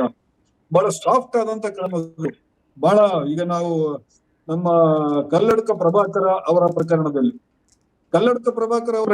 ಶ್ರೀರಂಗಪಟ್ಟಣದಲ್ಲಿ ನಡೆದಂತ ಕೇಸ್ ಎಲ್ಲರಿಗೂ ಬಹಳ ಸ್ಪಷ್ಟವಾಗಿ ಗೊತ್ತಿದೆ. ಸರ್ಕಾರ ಹೇಗೆ ಜಾಮೀನು ಕೊಡೋದಕ್ಕೆ ಅನುಕೂಲ ಮಾಡಿಕೊಡುವುದು. ನ್ಯಾಯಾಧೀಶರು ಕೇಳ್ತಾರೆ, ಇವರ ಜಾಮೀನಿನ ವಿಷಯ ಬಂದಾಗ ಅವರು ವಕೀಲರು ಹೇಳಿದಾಗ ಅವರ ಪರವಾಗಿ ಸರ್ಕಾರದ ವಕೀಲರು ಹೇಳ್ತಾರೆ, ಇಲ್ಲ ಅವ್ರನ್ನ ಬಂಧಿಸುವ ಪ್ರಶ್ನೆನೇ ನಮ್ಮ ಮುಂದೆ ಇಲ್ಲ, ಪ್ರಸ್ತಾಪ ಇಲ್ಲ ಅಂತ ಹೇಳ್ತಾರೆ ನ್ಯಾಯಾಲಯದಲ್ಲಿ ಸರ್ಕಾರದ ವಕೀಲರು. ಆದ್ರ ಅರ್ಥವು ಹಾಗಿದ್ರೆ ತಕ್ಷಣ ಜಾಮೀನು ಕೊಟ್ಟು ಬಿಡ್ತಾರೆ ಅವರು ನ್ಯಾಯಾಧೀಶರು. ಈ ತರದ್ದು ಬೇರೆ ಬೇರೆ ಪ್ರಕರಣಗಳಲ್ಲಿ ಅವರೊಬ್ಬರದ್ದೇ ಅಲ್ಲ, ಬೇರೆ ಬೇರೆ ಸಂಘ ಪರಿವಾರದ, ಈಗ ಪುನೀತ್ ಕೆರಳಿ ಅನ್ನುವಂತಹ ಒಬ್ಬ ವ್ಯಕ್ತಿ ಇರ್ಬೋದು, ಅಥವಾ CT ರವಿ ಅವರ ಕೆಲವು ಹೇಳಿಕೆಗಳಿರ್ಬೋದು, ಅನಂತ್ ಕುಮಾರ್ ಹೆಗಡೆ ಅವರ ಹೇಳಿಕೆಗಳಿರ್ಬೋದು, ಬೇರೆ ಬೇರೆ ತರದ ಸಂದರ್ಭಗಳಲ್ಲಿ ಏನು ಕಠಿಣ ಕ್ರಮ ತೆಗೆದುಕೊಳ್ಬೇಕಾಗಿತ್ತು ಅದಕ್ಕೆ ಬಹಳ ಹಿಂಜರಿಕೆಯನ್ನ ಸಿದ್ದರಾಮಯ್ಯ ಸರ್ಕಾರ ತೋರಿಸ್ತಾ ಇತ್ತು. ಅದಕ್ಕೆ ಕಾರಣಗಳಿರ್ಬೋದು. ಯಾಕಂದ್ರೆ ಒಂದು ರಾಜಕೀಯದಲ್ಲಿ ಮತದಾರರನ್ನ ಒಟ್ಟು ಇಟ್ಕೊಳ್ಳೋದಕ್ಕೆ, ಯಾಕಂದ್ರೆ ಬಹಳ ದೊಡ್ಡ ಮತದಾರರ ವರ್ಗ ಸಿದ್ದರಾಮಯ್ಯ ಅವರ ಕಾಂಗ್ರೆಸ್ ಸರ್ಕಾರವನ್ನು 2023ರಲ್ಲಿ ಮತ ಹಾಕಿ ತಂತು. ಬಹಳ ದೊಡ್ಡ ಬಹುಮತವನ್ನು ಕೂಡ ಕೊಡ್ತು, 136ಕ್ಕಿಂತ ಹೆಚ್ಚು. ಹಾಗಾಗಿ ಅದಕ್ಕೆ ರಾಜಕೀಯ ಅನಿವಾರ್ಯತೆಗಳಿರ್ಬೋದು. ಆದ್ರೆ ನಿಮ್ಮ ನಿಜವಾದ ಸಾಮರ್ಥ್ಯ ಗೊತ್ತಾಗೋದು ಯಾವಾಗ ಅಂತ ಹೇಳಿದ್ರೆ, ನೀವು ನಿಮ್ಮ ಸೈದ್ಧಾಂತಿಕವಾದಂತಹ ನಿಮ್ಮ ಮಾತುಗಳೇನಿದೆ, ನೀವು ಏನ್ ಹೇಳಿದ್ದೀರಾ, ಆ ಭರವಸೆಗಳೇನಿದೆ, ಅದನ್ನ ನೀವು ಕಾರ್ಯರೂಪಕ್ಕೆ ತರುವಾಗ ಆ ತರದ ಒಂದು ರಾಜಕೀಯ ತಂತ್ರಗಾರಿಕೆಯನ್ನು ಮಾಡ್ಬೇಕಾಗುತ್ತೆ. ಅದನ್ನ ಮಾಡ್ಲಿಕ್ಕೆ ಆಗ್ಲಿಲ್ಲ. ಕಾಂಗ್ರೆಸ್ಸಿಗೆ ಬ್ರ್ಯಾಂಡ್ ಆಗ್ತಾ ಇದೆ, ಕಾಂಗ್ರೆಸ್ ಹಿಂದೂ ವಿರೋಧಿ ಅಂತ ಬ್ರ್ಯಾಂಡ್ ಆಗುತ್ತೆ. ಮುಸ್ಲಿಮರಿಗೆ ಪರವಾಗಿ ಏನಾದ್ರೂ ನಾವು ಕ್ರಮಗಳನ್ನ ಕೈಕೊಂಡ್ರೆ, ಮುಸ್ಲಿಮರ ಪರ ಅಂತ ಹೇಳಿ ಅಲ್ಲ, ಮುಸ್ಲಿಮರು ಸಹಜವಾಗಿ ಕೇಳ್ತಾ ಇದ್ದಿದ್ದು. ಈಗ ಮೀಸಲಾತಿದೆ 4% ಮುಸ್ಲಿಮರಿಗಿತ್ತು, ಅದನ್ನ ಬಿಜೆಪಿ ಸರ್ಕಾರ ಕಿತ್ತು ಹಾಕ್ತು. ಆಮೇಲೆ ಅದು ಕೋರ್ಟಿಗೆ ಆಯ್ತು, ಕೋರ್ಟ್ ನಲ್ಲಿ ಅದು ಅಲ್ಲೇ ಹ್ಯಾಂಗ್ ಆಗ್ತಾ ಇದೆ. ಅದಕ್ಕೆ ಸಂಬಂಧಿಸಿ ಸ್ಪಷ್ಟವಾದಂತ ನಿಲುವನ್ನು ತಗೋಬಹುದಾಗಿತ್ತು ರಾಜ್ಯ ಸರ್ಕಾರ. ಅದನ್ನೆಲ್ಲ ಮಾಡ್ಲಿಕ್ಕೆ ಸಾಧ್ಯ ಆಗಿಲ್ಲ. ಹಾಗಾಗಿ ಈ ಅಹಿಂದ ಶಕ್ತಿ ಏನಿದೆ, ಆ ಅಹಿಂದ ಶಕ್ತಿ ಸಿದ್ದರಾಮಯ್ಯ ಅವರ ಹಿಂದೆ ಮೊದಲ ಟರ್ಮ್ ನಲ್ಲಿ ಇದ್ದಷ್ಟು ಪ್ರಬಲವಾಗಿ ಅವರ ಹಿಂದೆ ನಿಂತ್ಕೊಳ್ಳಿಕ್ಕೆ ಆಗ್ಲಿಲ್ಲ ಅನಿಸ್ತು.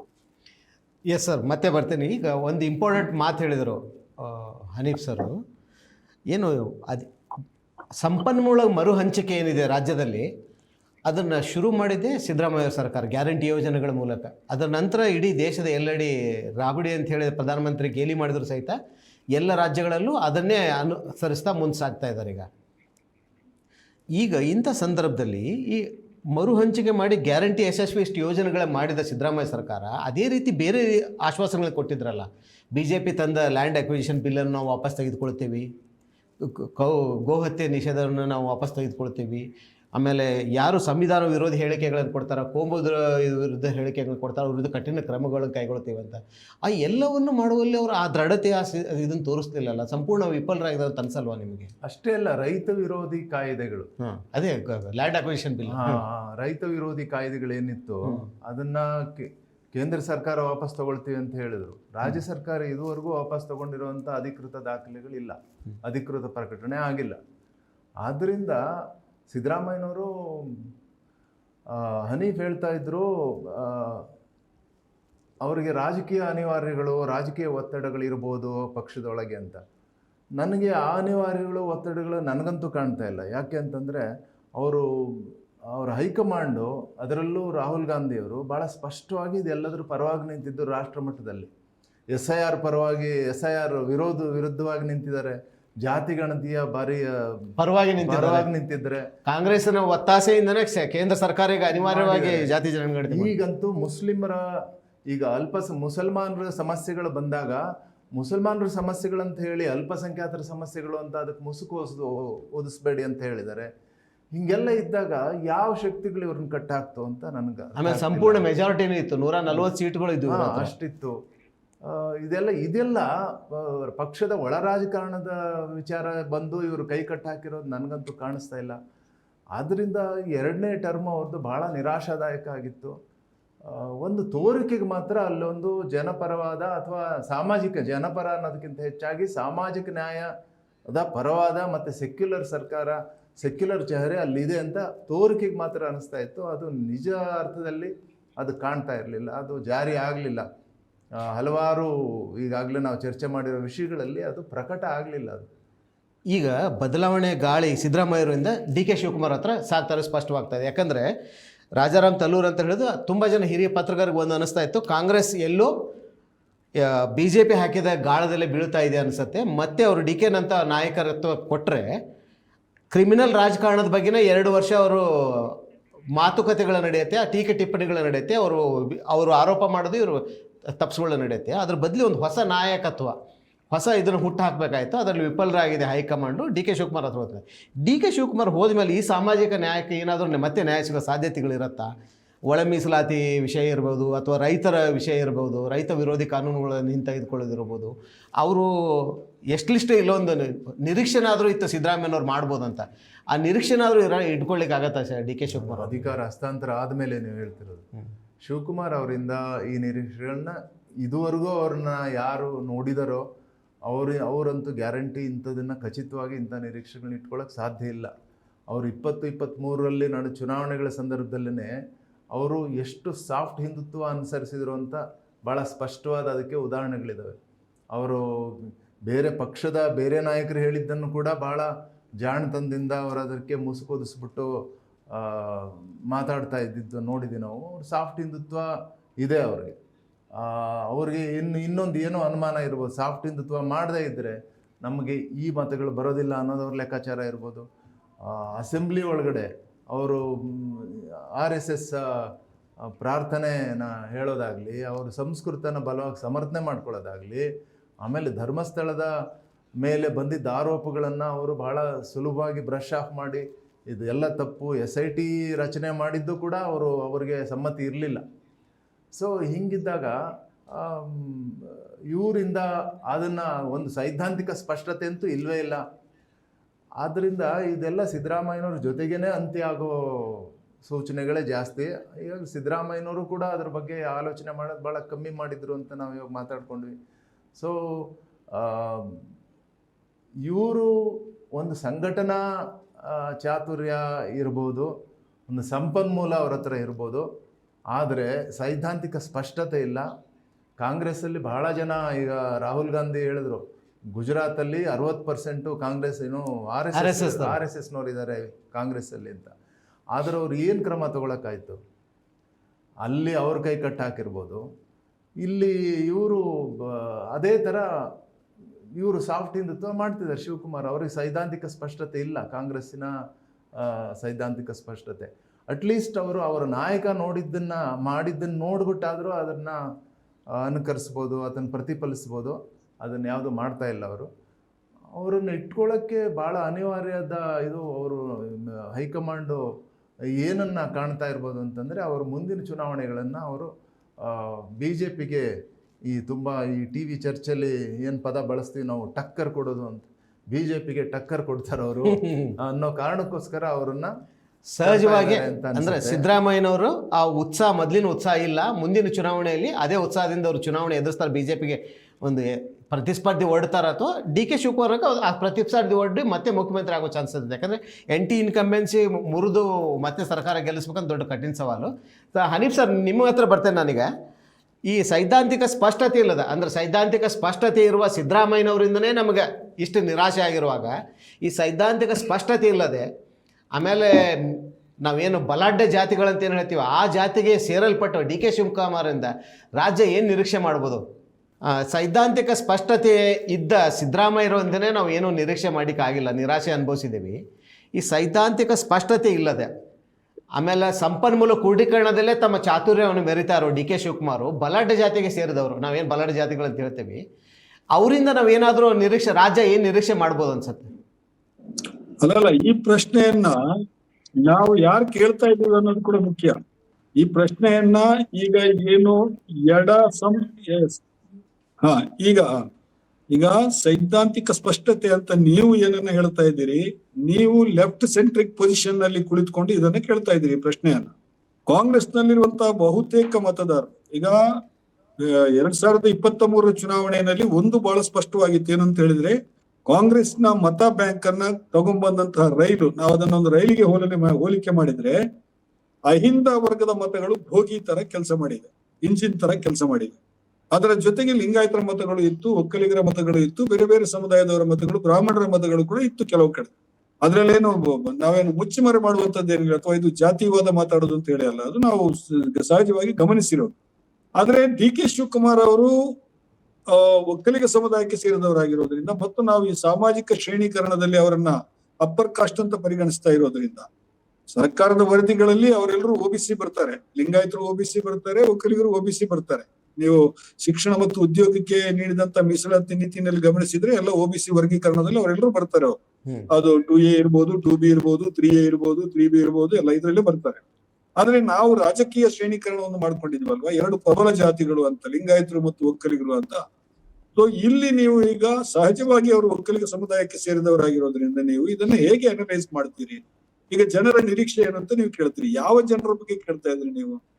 ಕಾಂಗ್ರೆಸ್ ನಲ್ಲಿರುವಂತಹ ಅರ್ಧಕ್ಕರ್ಧ ಶಾಸಕರು, ಇದು ಬಹಳ ವಿಷಾದದಿಂದ ಹೇಳ್ತಾ ಇದ್ದೀನಿ ನಾನು, ಅರ್ಧ ಇಲ್ಲ ಅದಕ್ಕಿಂತ ಸ್ವಲ್ಪ ಕಡಿಮೆ ಇರ್ಬೋದು, ಎಲ್ರು ಸೆಮಿ ಕಮ್ಯುನಲ್ ಸಿದ್ಧಾಂತಗಳನ್ನು ಇಟ್ಕೊಂಡವರಿದ್ದಾರೆ.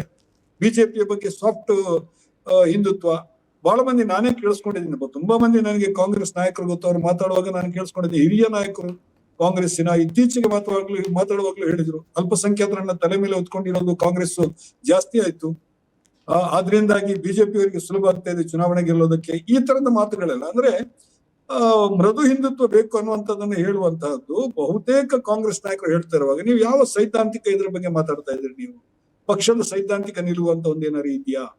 ಅಥವಾ ವೈಯಕ್ತಿಕವಾಗಿ ಯಾರು ಲೀಡರ್ ಇದ್ದಾರೆ, ಈಗ ಸಿದ್ದರಾಮಯ್ಯ ಲೀಡರ್ ಇದ್ದಾರೆ, ಅವರಿಗೆ ಸೈದ್ಧಾಂತಿಕ ನಿಲುವಿದೆ. ಡಿ ಕೆ ಶಿವಕುಮಾರಿಗೂ ಅವ್ರದ್ದೇ ಆದಂತ ಸಿದ್ಧಾಂತ ಇದೆ. ಅವ್ರು ಏನ್ ಹೇಳ್ತಾರೆ ಅಂತ ಹೇಳಿದ್ರೆ, ಇಲ್ಲ ಸ್ವಾಮೀಜಿಗಳು ಬೇಕು, ಗುರುಗಳು ಬೇಕು, ಜ್ಯೋತಿಷಿಗಳು ಬೇಕು, ಎಲ್ಲ ಸಮುದಾಯದವರು ಬೇಕು, ನಾವೆಲ್ಲರನ್ನು ಜೊತೆಗೆ ತಗೊಂಡು ಹೋಗ್ಬೇಕು ಅಂತ ಹೇಳಿ ಹೇಳ್ತಾರೆ. ಇದು ಆಕರ್ಷಕವಾಗಿ ಕೇಳಿಸುತ್ತೆ ನಿಮ್ಗೆ. ಆದ್ರೆ which one is the bogie? ರೈಲನ್ನು ಎಳ್ಕೊಂಡು ಹೋಗುವಂತ ಇಂಜಿನ್ ಯಾವ್ದಾಗಿರ್ಬೇಕು? ಲಿಂಗಾಯತರು ಈಗ ಮತ್ತು ಒಕ್ಕಲಿಗರನ್ನು ನೀವು ಕಾಂಗ್ರೆಸ್ ಪಕ್ಷದ ಹೈಕಮಾಂಡ್ ಓಲೈಸ್ಲಿಕ್ಕೆ ಹೋದ್ರೆ ಅವರು ನಿಮ್ಮ ಮತ ಬ್ಯಾಂಕಿನ ಇಂಜಿನ್ ಆಗಿ ಕೆಲಸ ಮಾಡುವ ಸಾಧ್ಯತೆ ಕರ್ನಾಟಕದಲ್ಲಿ ಇದೆಯಾ? ಯಾಕಂದ್ರೆ ಇದಕ್ಕೊಂದು ರಾಜಕೀಯ ಇತಿಹಾಸವೂ ಇದೆ. ಅರಸು ಕಾಲದಿಂದ ಹಿಡಿದು ದೇವರಾಜ ಅರಸು ಅವರು ನಾನು ಅಹಿಂದ ನಾಯಕ ಅಂತ ಘೋಷಣೆ ಮಾಡ್ಲಿಲ್ಲ, ನಾವು ಆಮೇಲೆ ಬಂದವರು ಅವರಿಗೆ ಅದನ್ನ ಬಿರುದನ್ನ ಕೊಡ್ಲಿಕ್ಕೆ ಶುರು ಮಾಡಿದ್ವಿ, ಅಹಿಂದ ನಾಯಕ ಅಂತ ಹೇಳ್ಬಿಟ್ಟು. ಅಹಿಂದ ಅಂತ ಟರ್ಮ್ ಇರ್ಲಿಲ್ಲ. ಅಹಿಂದ ಅಂತ ಟರ್ಮ್ ಬಂದಿದ್ದು ಯಾವಾಗ ಅಂತ ಹೇಳಿದ್ರೆ ABPJD ಅನ್ನುವಂತ ಪಕ್ಷ ಕಟ್ಟಿದ್ರಲ್ಲ ಸಿದ್ದರಾಮಯ್ಯ, ನಿಜವಾದ ಅಹಿಂದ ಸಮಾವೇಶ ನಡೆದಿದ್ದು ಅವಾಗ. ನಮ್ಮ ದ್ವಾರಕಾನಾಥ್ ಅವರೆಲ್ಲ ಜೊತೆಗಿದ್ರು ಆವಾಗ ನಿಜವಾದ ಸೈದ್ಧಾಂತಿಕವಾದಂತ ಅಹಿಂದದ ಸಮ್ಮೇಳನ ನಡೆದಿತ್ತು. ಆಮೇಲೆ ನಡೆದಂತ ಸಮ್ಮೇಳನಗಳಿಗೆಲ್ಲ ಒಂದು ರಾಜಕೀಯ ಸ್ವರೂಪ ಇತ್ತು. ಅಫ್ಕೋರ್ಸ್ ಅದು ಬಹಳ ದೊಡ್ಡ ಸಮ್ಮೇಳನ ನಡೀತು. ದಾವಣಗೆರೆ ಸಮ್ಮೇಳನ ಇರ್ಬೋದು, ಹಾಸನದ ಸಮಾವೇಶ ಇರ್ಬೋದು. ಹಾಸನದ ಸಮಾವೇಶವನ್ನ ಕೊನೆ ಕ್ಷಣದಲ್ಲಿ ಸಿದ್ದರಾಮಯ್ಯ ಅಭಿಮಾನಿಗಳ ಸಮಾವೇಶ ಮಾಡಬಾರದು ಅಂತ ಡಿ ಕೆ ಶಿವಕುಮಾರ್ ಎಂಟ್ರಿ ಆದ್ರು, ಕಾಂಗ್ರೆಸ್ ಪಕ್ಷದ ಸಮಾವೇಶ ಅಂತ ಮಾಡಿದ್ರು. ಅದೆಲ್ಲ ಇದ್ದಾಗಲೂ ಕೂಡ ಅಲ್ಲಿ ಇದ್ದಿದ್ದು, ನೀವು ದಾವಣಗೆರೆಯ ಬಹಳ ರೆಕಾರ್ಡ್ ಬ್ರೇಕಿಂಗ್ ಸಮ್ಮೇಳನ ನಡೆದಾಗ ಕಾಂಗ್ರೆಸ್ ಪಕ್ಷದ್ದು, ಅಲ್ಲಿ ಅತ್ಯಂತ ದೊಡ್ಡ ಸಂಖ್ಯೆಯಲ್ಲಿ ಬಂದವರು ಅಲ್ಪಸಂಖ್ಯಾತರು, ಹಿಂದುಳಿದವರು ಮತ್ತು ದಲಿತರು. ಅದರಲ್ಲಿ ಹಿಂದುಳಿದವರಲ್ಲಿ ಕುರುಬ ಸಮುದಾಯದವರು ಅತ್ಯಂತ ದೊಡ್ಡ ಸಂಖ್ಯೆಯಲ್ಲಿ ಬಂದಿದ್ರು. ಅಂದ್ರೆ ಒಂದು ಇಂಜಿನ್ ಆಗಿ ಕೆಲಸ ಮಾಡ್ತಾ ಇದ್ದಂತಹ ವೋಟ್ ಬ್ಯಾಂಕ್ ಅಂತಲೇ ಹೇಳಿ ನೀವು, ಅದ್ರಲ್ಲಿ ಏನ್ ತಪ್ಪಿಲ್ಲ. ವೋಟ್ ಬ್ಯಾಂಕ್ ಅನ್ನೋದು ಇವತ್ತು ನೆಗೆಟಿವ್ ವರ್ಡ್ ಅಲ್ಲ. ಎಲ್ಲ ರಾಜಕೀಯ ಪಕ್ಷಗಳು ಅಂತದ್ದೊಂದು ಬ್ಯಾಂಕ್ ಅನ್ನ ಮಾಡ್ತಾ ಇರ್ತವೆ. ಸೊ ಆ ತರದ ಸ್ವರೂಪ ಕಾಂಗ್ರೆಸ್ಗೆ ಬರುತ್ತಾ? ನೀವು ಎಲ್ಲರನ್ನು ಹೋಲಿಸ್ಲಿಕ್ಕೆ ಹೋದಾಗ ನಿಮ್ಗೆ ಆ ಕಡೆ ಅಹಿಂದದ ಮತಗಳು ತಪ್ಪಿ ಹೋಗಿ ಈ ಕಡೆ ಮುಂದುವರಿದ ವರ್ಗದ ಮತಗಳು ಬರದೇ ಇರುವಂತ ಸಾಧ್ಯತೆ ಆಗ್ಬೋದಾ? ಈ ಅನುಮಾನ ನನಗೆ ಇದೆ.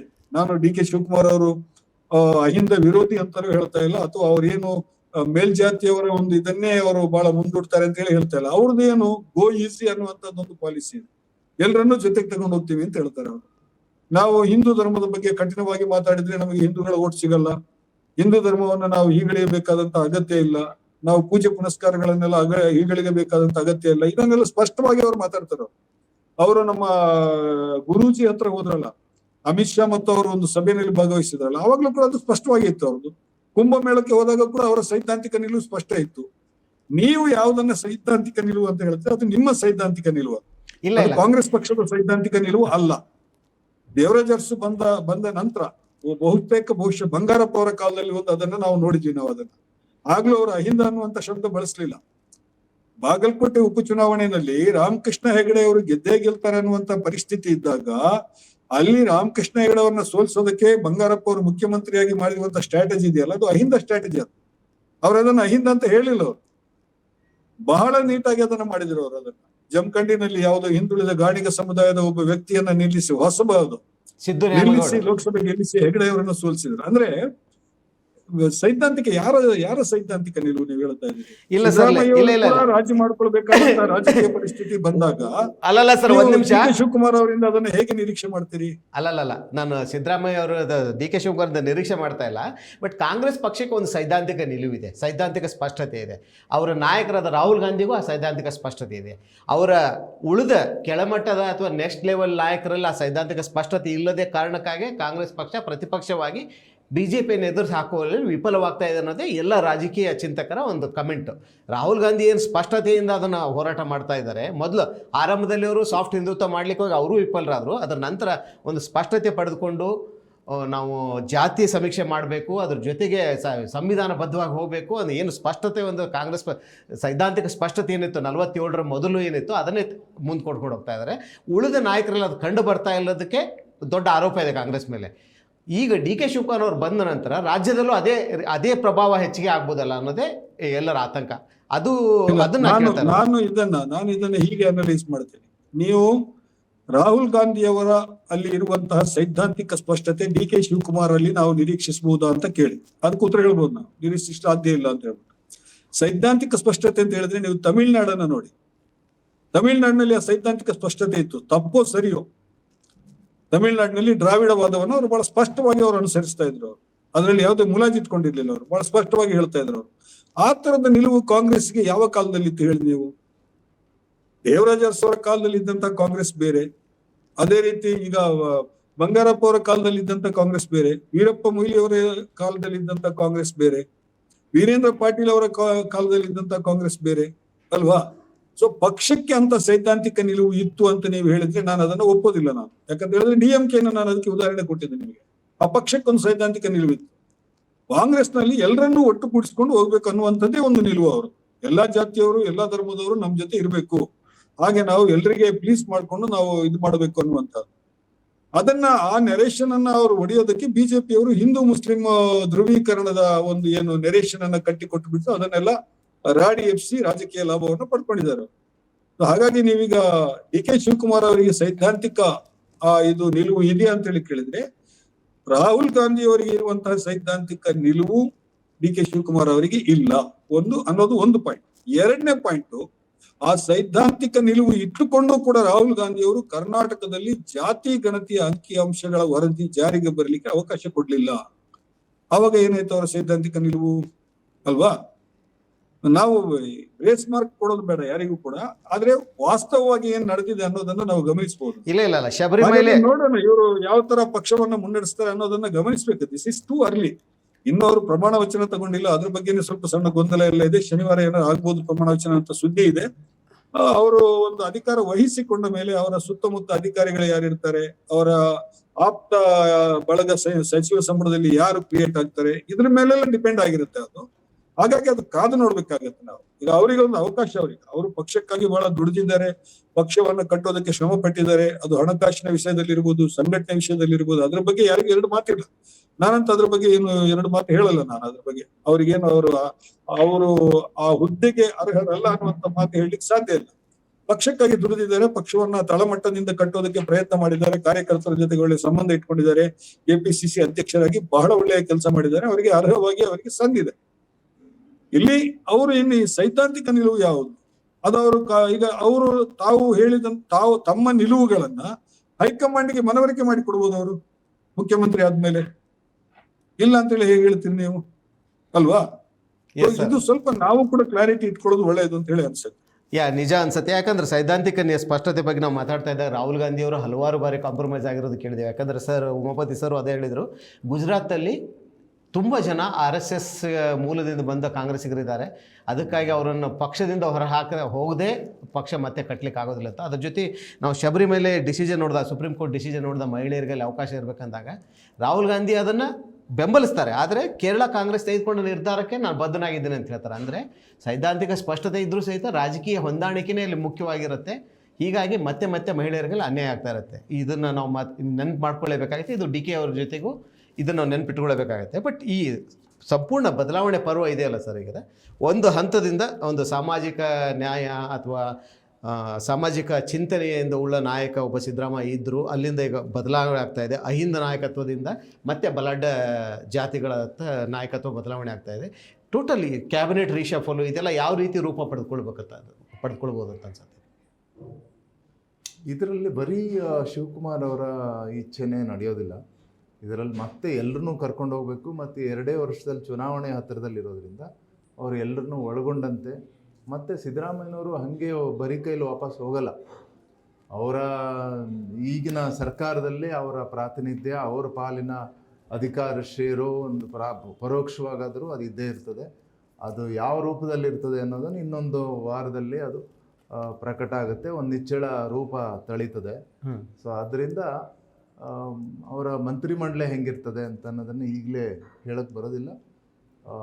ಅದರ ಜೊತೆಗೆ ಹನೀಫ್ ಹೇಳಿದ ಪ್ರಕಾರ ಅವರ ಆಡಳಿತ ಶುರುವಾದ ಮೇಲೆ ಅವರ ಮೌಲ್ಯಮಾಪನ ಮಾಡ್ಬೋದು. ಈವರೆಗೂ ಅವರು ಮೌಲ್ಯಮಾಪನ ಮಾಡಿರೋದು, ಈವರೆಗೂ ಅವ್ರು ಹೆಂಗೆ ನಡ್ಕೊಂಡಿದ್ದಾರೆ ಅನ್ನೋದ್ರ ಬಗ್ಗೆ ಈ ಮಂತ್ರಿಯಾಗಿ ಸರ್ಕಾರದ ಬಹಳ ಮುಖ್ಯ ಒಬ್ಬ ಭಾಗವಾಗಿ ಅವ್ರು ಹೆಂಗೆ ನಡ್ಕೊಂಡಿದ್ದಾರೆ, ಯಾವ ಸಂದರ್ಭದಲ್ಲಿ ಹೆಂಗೆ ಪ್ರತಿಕ್ರಿಯಿಸಿದ್ದಾರೆ ಅನ್ನೋದ್ರ ಮೇಲೆ ಹನೀಫ್ಗೆ ಭಿನ್ನಾಭಿಪ್ರಾಯ ಇರ್ಬೋದು, ನನಗೂ ಅವ್ರ ಬಗ್ಗೆ ಅವ್ರು ಹೇಳೋದ್ರ ಬಗ್ಗೆ ನನಗೆ ಭಿನ್ನಾಭಿಪ್ರಾಯ ಇರ್ಬೋದು. ಪರಸ್ಪರ ಭಿನ್ನಾಭಿಪ್ರಾಯಗಳನ್ನ ನಾವು ಗೌರವಿಸ್ಬಿಟ್ಟು ಶಿವಕುಮಾರ್ ಆಡಳಿತ ನಡೆದರೆ ಅವರು ಮುಖ್ಯಮಂತ್ರಿ ಆಗ್ತಾರೆ ಅಂತ ನಾವು ಅಸ್ಯೂಮ್ ಮಾಡ್ಕೊಂಡು ಮಾತಾಡ್ತಾ ಇದ್ದೀವಿ. ಅವರು ಮುಖ್ಯಮಂತ್ರಿ ಆದರೆ ಅವರ ಆಡಳಿತ ಹೆಂಗಿರ್ತದೆ ಅನ್ನೋದನ್ನು ಮುಂದಿನ ದಿನಗಳು ಹೇಳುತ್ತೆ. ಅವರು ತುಂಬ ಚೆನ್ನಾಗಿ ಈಗ ಸಿದ್ದರಾಮಯ್ಯನವರ ಪರಂಪರೆ, ಸಾಮಾಜಿಕ ನ್ಯಾಯ ಇದೆಲ್ಲದನ್ನು ಈ ಮೌಲ್ಯಗಳನ್ನ ಮೈಗೂಡಿಸ್ಕೊಂಡು ಅವರು ಆಡಳಿತ ನಡೆದರೆ ಭಾಳ ಸಂತೋಷ. ಅವರು ಅದನ್ನು ಮಾಡಬಾರ್ದು ಅಂತ ಯಾರು ಬಯಸ್ತಾ ಇದ್ದಾರೆ? ಸಿದ್ದರಾಮಯ್ಯ ಅವ್ರ ಮುಂದೆ ಏನು ಮಾಡ್ಬೋದು ಅನಿಸುತ್ತೆ? ಕಾಂಗ್ರೆಸ್ ಪಕ್ಷಕ್ಕೆ ಅಥವಾ ರಾಜ್ಯಕ್ಕೆ ಅಥವಾ ಸಾಮಾಜಿಕ ಚಳವಳಿ ಏನಿದೆ ಈ ನಿಟ್ಟಿನಲ್ಲಿ ಅವ್ರು ಇನ್ನೂ ಏನಾದರೂ ಕಾರ್ಯ ನಿರ್ವಹಿಸ್ಬೋದು ಅಂತ ಅನ್ಸುತ್ತೆ? ಏನಾದ್ರು ನಿರೀಕ್ಷೆ ಇಟ್ಕೋಬೋದು ಅವರ ಅಭಿಮಾನಿಗಳು? ಈಗ ಅವರಿರೋ ರೀತಿಯಲ್ಲಿ ಅವರು ಒಂಥರ ಈಗಾಗಲೇ ಮಾತಾಡಿದ್ದೀವಿ ನಾವು, ಒಂಥರ ನಿವೃತ್ತಿ ಆಗಿರೋರ ಥರ ಅವರ ನಡವಳಿಕೆ ಇತ್ತು. ಆದರೆ ಸಿದ್ದರಾಮಯ್ಯನವ್ರ ಥರದ ಒಬ್ಬ ನಾಯಕ ಅಲ್ಲಿದ್ದಾರೆ ಅನ್ನೋ ಸಮಾಧಾನ ಅಥವಾ ಒಂದು ತೋರಿಕೆಗಾದರೂ ಅಲ್ಲಿದ್ದಾರೆ ಅನ್ನೋದು ಇತ್ತು. ಈಗ ಅವ್ರ ಮುಂದೆ ಈಗ ಹೈಕಮಾಂಡ್ನವರು ಡೆಲ್ಲಿಗೆ ಕರೀತಾ ಇದ್ದಾರೆ, ರಾಜ್ಯಸಭೆಗೆ ಬನ್ನಿ ಅಂತಿದ್ದಾರೆ, ರಾಷ್ಟ್ರ ಮಟ್ಟದಲ್ಲಿ ರಾಜಕಾರಣ ಮಾಡೋಣ ಅಂತ ಹೇಳ್ತಿದ್ದಾರೆ. ಈಗ ರಾಷ್ಟ್ರ ಮಟ್ಟದಲ್ಲಿ ಕೂಡ ಒಂದು OBC ನಾಯಕ, ಕಾಂಗ್ರೆಸ್ಸಿನ ಬಲವಾದ OBC ನಾಯಕ ಇಲ್ಲ. ಇವರಲ್ಲಿಗೆ ಹೋಗ್ಬೋದು. ಆಮೇಲೆ ಸಿದ್ದರಾಮಯ್ಯನವ್ರಿಗೆ ಮಾತಿನ ಚಾಕಚಕ್ಯತೆ ಅದು ಚೆನ್ನಾಗಿದೆ. ಅವರಿಗೆ ಇಂಗ್ಲೀಷು ಚೆನ್ನಾಗಿದೆ. ಇಂಗ್ಲೀಷು ಹಿಂದಿ ಎರಡರಲ್ಲೂ ಕೂಡ ಸ್ವಲ್ಪ ಎರಡಲ್ಲೂ ಕೂಡ ಒಂದು ಸ್ವಲ್ಪ ವೀಕ್ ಆಗಿತ್ತು ಅಂತ HD ದೇವೇಗೌಡರು 1996 ಪ್ರಧಾನಿಯಾಗಿ ಆಯ್ಕೆ ಆದರು. ಆಮೇಲೆ ಅವ್ರು ಹಿಂದಿ ಕಲಿಯೋಕ್ಕೆ ಒಬ್ಬ ಟೀಚರ್ನ ಇಟ್ಕೊಂಡು ಹಿಂದಿ ಕಲಿತರು. ಆನಂತರ ನಿಧಾನವಾಗಿ ಅವ್ರು ಪಳಗಿದರು. ಹಾಗೇ ರಾಷ್ಟ್ರ ರಾಜಕಾರಣದಲ್ಲಿ ಸಿದ್ದರಾಮಯ್ಯ ಕೂಡ ಪಳಗ್ಬೋದು. ಅವರು ಈಗಿನ ಈಗ ಬಂದಿರೋ ವರದಿಗಳ ಪ್ರಕಾರ, ಕೇಳಿರೋ ಸುದ್ದಿಗಳ ಪ್ರಕಾರ ನಾವು ಹೇಳೋದು ಅಂದರೆ ಅವರು ಈಸ್ ಅಗನೆಸ್ಟ್ ಗೋಯಿಂಗ್ ಟು ರಾಜ್ಯಸಭೆ ಮತ್ತು ರಾಷ್ಟ್ರ ರಾಜಕಾರಣಕ್ಕೆ ಹೋಗೋಕೆ ಅವ್ರಿಗೆ ಇಂಟ್ರೆಸ್ಟ್ ಇಲ್ಲ, ನಾನು ಸ್ಟೇಟಲ್ಲಿ ಇರ್ತೀನಿ ಅಂತ ಹೇಳ್ತಾ ಇದ್ದಾರೆ. ಸ್ಟೇಟಲ್ಲಿ ಅವ್ರ ರೋಲ್ ಇವಾಗ ತುಂಬ ಕುಗ್ಗೋಗಿದೆ. After getting down. ಈಗ ಅವ್ರ ಮುಖ್ಯಮಂತ್ರಿಯಾಗಿ ಅಧಿಕಾರದಿಂದ ಕೆಳಗಿಳಿದ ಮೇಲೆ ಇನ್ನೂ ಅದು ಮಂದ ಆಗುತ್ತೆ. ಅವರು ರಾಷ್ಟ್ರ ರಾಜಕಾರಣಕ್ಕೆ ಹೋಗಿನೇ ಇಲ್ಲಿದ್ದೇನು ಮಾಡ್ಬೋದು ಅದನ್ನು ಇಲ್ಲಿಗೂ ಮಾಡ್ಬೋದು. ರಾಷ್ಟ್ರ ರಾಜಕಾರಣದಲ್ಲೂ ಕೂಡ ಒಂದು ಅವರ ಛಾಪು ಮೂಡಿಸ್ಬೋದು. ಯಾಕೆಂತಂದರೆ ಸಿದ್ದರಾಮಯ್ಯನವರ ಒಂದು ಸಾಮಾಜಿಕ ನ್ಯಾಯದ, ಅವರ ಸಮಾಜವಾದಿ ಫೇಸ್ ಅನ್ನೋದು ಇದೆಲ್ಲ ಉತ್ತರ ಭಾರತದಲ್ಲಿ ಭಾಳ, ನಾನು ಕಂಡಿರೋ ಪ್ರಕಾರ ಉತ್ತರ ಭಾರತದಲ್ಲಿ ಅವ್ರ ಹೆಸರು ಬಹಳ ಜನಕ್ಕೆ ಗೊತ್ತು. ಅವ್ರು ದೊಡ್ಡ ಟಾಲ್ ಲೀಡರ್ ಅಂತಲೂ ಗೊತ್ತಾಗಿದ್ದಾರೆ. ಹಾಗೇನೆ ಶಿವಕುಮಾರ್ ಸಂಘಟನಾ ಬಲ, ಸಂಪನ್ಮೂಲ ರೂಢಣೆ ಮಾಡುವಂಥ ಇದು ಒಂದು ಬಲ, ಅದು ಕೂಡ ಹೆಸರುವಾಸಿಯಾಗಿದೆ. ಪಕ್ಷಕ್ಕೆ ಕೆಟ್ಟ ಸಂದರ್ಭದಲ್ಲೂ ಜೊತೆಗೆ ನಿಂತಿದ್ದಾರೆ. ಇದು ಕೂಡ ಇವರಿಬ್ಬರು ನಾಯಕರ ಹೆಸರುಗಳು ಕೂಡ ಕರ್ನಾಟಕದ ಗಡಿಯ ಆಚೆಗೆ ಗೊತ್ತಾಗಿರುವಂಥ ಹೆಸರುಗಳು. ಆದರೆ ಸಿದ್ದರಾಮಯ್ಯನವರು ನನ್ನ ಅಭಿಪ್ರಾಯದಲ್ಲಿ ಅವರು ರಾಷ್ಟ್ರ ರಾಜಕಾರಣದಲ್ಲಿ ಅವ್ರ ಪಾತ್ರ ಇನ್ನಷ್ಟು ಅರ್ಥಪೂರ್ಣ ಆಗಬಲ್ಲದು ಅವ್ರ ಮನಸ್ಸು ಮಾಡಿದರೆ. ಸರ್, ಹನೀಫ್ ಸರ್, ಕೊನೆಯದಾಗಿ ಬದಲಾವಣೆ ಅಂತೂ ನಿಶ್ಚಿತ ಅನ್ನಿಸ್ತಾ ಇದೆ. ಹೊಸ ನಾಯಕ ರಾಜ್ಯದ ನೇತೃತ್ವ ವಹಿಸ್ತಾರೆ. ಈ ಬದಲಾವಣೆ ಹೇಗಿರುತ್ತೆ? ಸಿದ್ದರಾಮಯ್ಯ ಮುಂದಿನ ಜೀವನ ಹೇಗಿರುತ್ತೆ? ಏನು ಮಾಡ್ಬೋದು ಅನ್ಸುತ್ತೆ? ಏನು ಅವರ ಅಭಿಮಾನಿಗಳೇನು ನಿರೀಕ್ಷೆ ಇಟ್ಕೋಬೋದು ಅನ್ಸುತ್ತೆ? ಇಲ್ಲ, ನನಗೆ ಸ್ವಲ್ಪ ತಮಾಷೆಯಾಗಿ ಹೇಳ್ಬೇಕು ಅಂತ ಹೇಳಿ ಆದ್ರೆ, ವಿಶ್ರಾಂತ ಸಿದ್ದರಾಮಯ್ಯ ಅವರು ಕಾಂಗ್ರೆಸ್ ಸರ್ಕಾರಕ್ಕೆ ಹೆಚ್ಚು ಅಪಾಯಕಾರಿ. ಅವರು 100%. ದೆಹಲಿಗೆ ಹೋಗೋದು ಪಕ್ಷದ ಹಿತದೃಷ್ಟಿಯಿಂದಲೂ ಒಳ್ಳೆಯದು ಅಂತ ಹೇಳಿ ನನಗೆ ಅನಿಸ್ತದೆ. ಆಮೇಲೆ ಅವ್ರದ್ದೇ ಆದಂತ ಕಾಂಟ್ರಿಬ್ಯೂಷನ್ ಕೊಡ್ಲಿಕ್ಕೆ ಸಾಧ್ಯ ಇದೆ. ಯಾಕಂತ ಹೇಳಿದ್ರೆ ಈಗ ನೋಡಿ, ಕುರುಬ ಸಮುದಾಯ ಇದೆಯಲ್ಲ, ರಾಷ್ಟ್ರೀಯ ಮಟ್ಟದಲ್ಲಿ ನೀವು ಈಗ ಏನಿದ್ರು, ನಾವು ಏನ್ ಮಾತಾಡಿದ್ರು ಜಾತಿ ಬಗ್ಗೆ ಇನ್ನೊಂದ್ರ ಬಗ್ಗೆ, ಕರ್ನಾಟಕದಲ್ಲಿ ಆರಂಭದಿಂದ ನಡೀತಾ ಇದ್ದದ್ದು ಜಾತಿ ಒಕ್ಕೂಟಗಳ ಒಂದು ಘರ್ಷಣೆ ಅಲ್ವಾ? ಎಸ್ ಯಾವ್ಯಾವ ಜಾತಿಗಳು ಎಲ್ಲೆಲ್ಲಿ ಸೇರ್ತವೆ, ಎಲ್ಲೆಲ್ಲಿ ಪರಸ್ಪರ ವಿರೋಧಿಗಳಾಗ್ತವೆ ಅನ್ನೋದ್ರ ಮೂಲಕನೇ ರಾಜಕೀಯ ಮಾಡ್ತಾ ಇದ್ದೆ. ಹಾಗಾಗಿ ಸಿದ್ದರಾಮಯ್ಯ ಅವರು ರಾಜ್ಯಸಭೆಗೆ ಹೋದ್ರೆ ಅಲ್ಲಿ ಬಹಳ ದೊಡ್ಡ ಕಾಂಟ್ರಿಬ್ಯೂಷನ್ ಕಾಂಗ್ರೆಸ್ ಪಕ್ಷಕ್ಕೆ ಕೊಡ್ಲಿಕ್ಕೆ ಸಾಧ್ಯ ಇದೆ. ಮತ್ತು ಮೋದಿ ಸರ್ಕಾರದ ವಿರುದ್ಧ ಸಾಕಷ್ಟು ವಿಚಾರಗಳನ್ನ ಚರ್ಚೆಗೆ ತರಲಿಕ್ಕೆ ಮತ್ತು ಅದನ್ನ ಮತದಾರರಿಗೆ ಅದರ ಬಗ್ಗೆ ಸ್ವಲ್ಪ ಅರಿವನ್ನು ಮೂಡಿಸ್ಲಿಕ್ಕೆ ಸಾಧ್ಯ ಆಗುತ್ತೆ. ಆದ್ರೆ ಅವರ ಆರೋಗ್ಯ ಅದಕ್ಕೆ ಪರ್ಮಿಷನ್ ಕೊಡ್ತಾ ಇದೆಯಾ? ನನಗೆ ಗೊತ್ತಿರೋ ಪ್ರಕಾರ ಅವರಿಗೆ ದೆಹಲಿಯ ಹವೆ ಹೋಗ್ಲಿಕ್ಕಿಲ್ಲ. ಆಮೇಲೆ ಅಷ್ಟು ಪ್ರಯಾಣ ಪದೇ ಮಾಡೋದು ಕಷ್ಟ ಆಗ್ಬೋದು. ಈ ತರದೆಲ್ಲ ಅವರು ಆ ಕಾರಣಕ್ಕಾಗಿ ಅವ್ರು ಫಸ್ಟ್ಗೆ ಅವ್ರು ಹೇಳಿರ್ತಾರೆ. ಅವ್ರು ನಿನ್ನೆ ಈಗ ದೆಹಲಿನಲ್ಲಿ ಮಾತುಕತೆ ಆದಾಗ ನನಗೆ ರಾಷ್ಟ್ರ ರಾಜಕೀಯದಲ್ಲಿ ಆಸಕ್ತಿ ಇಲ್ಲ ಅಂತ ಹೇಳಿ ಆಮೇಲೆ ಒಂದಿನ ಟೈಮ್ ತಗೊಂಡ್ರೆ ಅವ್ರು ಅಂತ ಹೇಳಿ ಏನೋ ಕೇಳಿದೆ ನಾನು.